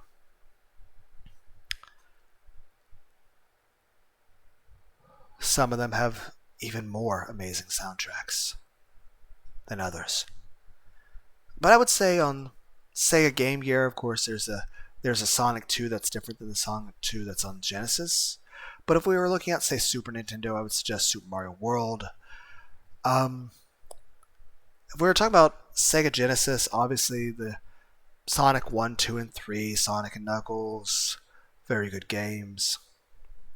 I'd also say Sonic Spinball, Sonic 3D Blast, Shining Force 1, the original Shining Force.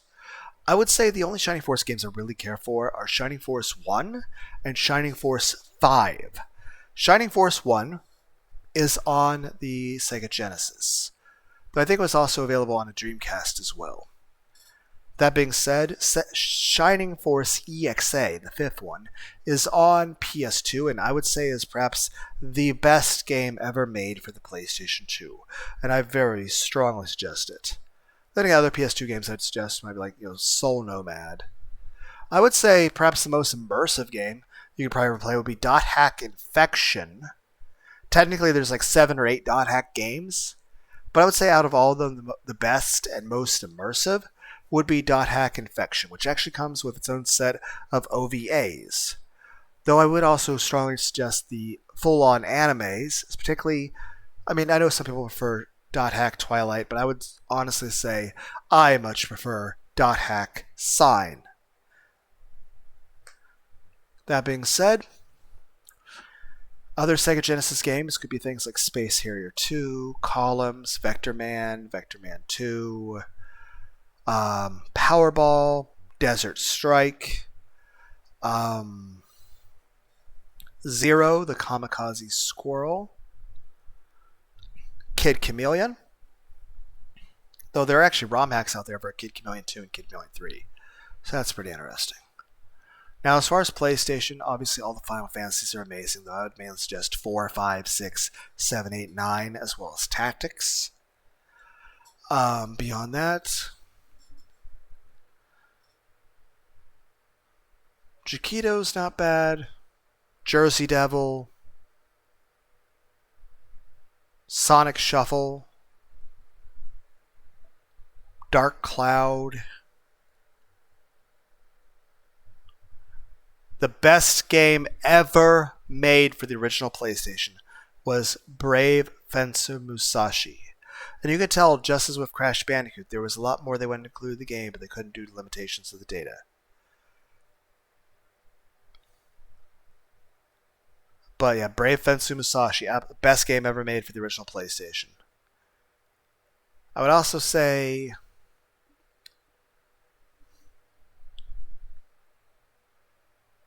Crash Bandicoot 2 and 3, as well as the original Spyro the Dragon. Very good games. Heck, while I do like the remastered effects and appearances, I did like the old ones as well. Crash Team Racing's good. Beyond that, of course, there's plenty of games I'm forgetting. PS2, there's games like Dragon Quest VIII. There's Star Ocean Till the End of Time. There's Grandia 3. All sorts of amazing games. But again, I do have to say this. I definitely fucking yelled when I saw this fucking swimsuit, because I was like, I'd been bitching about it, and I was like, fuck you, you didn't give me what I wanted, and then here it is. This is awesome. Thank you, developer of game, who will probably never watch my video. And even if you do, I don't know. Honestly, I don't even know if you're a person who even come across my video. But thank you. Thank you for this. I like this picture. Honestly, out of every fucking picture in this game, I like this one the best. This is awesome. I like this. And it's cool. You got the aesthetic of the pic. But I want a separate picture of just... But then again, who knows? Maybe I'd be disappointed. I'm like, you build up all the suspense. I mean, what could I possibly see that would leave me feeling satisfied?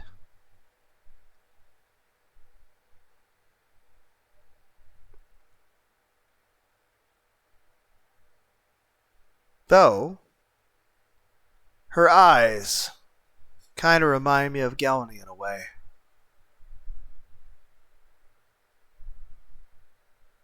Oh! The supposedly naked woman I saw in... Obviously it was a hallucination by Gelny at that point, but here's a question. Was the director ever real? Or was the director always with me, and sometimes the director was talking to me? Rather than imagining the director as the beautiful woman she was, I was imagining her as a floating skull person. Or maybe sometimes when she was talking to me, I would imagine her as a skull person. Or maybe sometimes, like, the director never existed, and sometimes I imagine my floating robo-warrior skull buddy as a very, very sexy woman. But that's probably who it was I was seeing, and I'm not seeing the variations of hair color.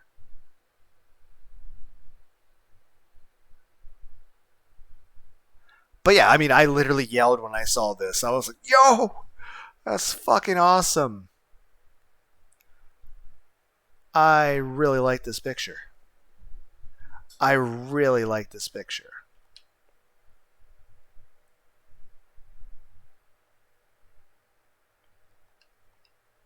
Lastly, I've drawn Anri at Seaside since she did not appear in the F story. Yeah, I was bitching about that. I was like, I was wanting to see her. And everyone's like, you're just a lewd person, Lunar. And I'm like, I don't remember what hugs feel like, okay?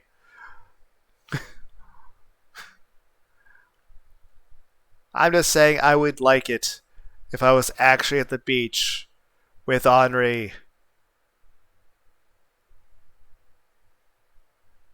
And she was giving me lots of hugs. I'm just saying that outfit, that it's kind of cool that the lab coat's there at the back, but it goes with it. But it just, she looks very pretty. I very much like what I see. Well then, I'm looking forward to seeing you in future works. I don't know if you, developer person, Pageratta, however I say your name, have you made other things? I'll have to look. If you, heck, maybe I played other works by you? I don't know. I'll take a look. But I don't know. I don't even know if the developer of this game will even know I exist, let alone watch my video. Then again, I don't know how that feels to somebody. Like, imagine you make a video game and you watch somebody else play your game. No question. Developer of the game, how do you feel about the fact that I was very much so ogling Anri?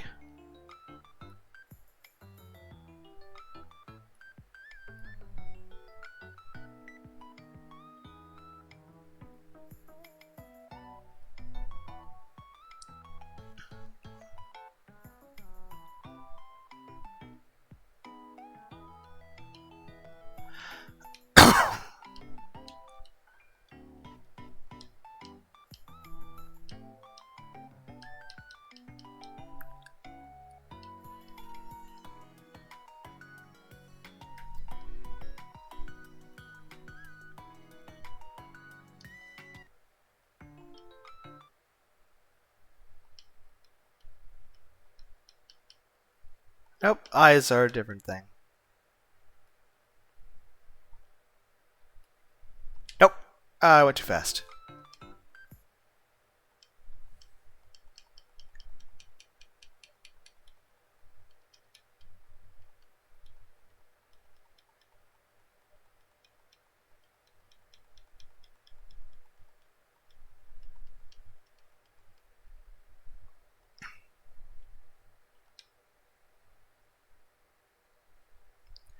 I really, really do like this picture.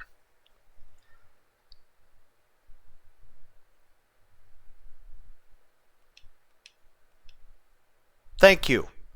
Thank you for drawing this.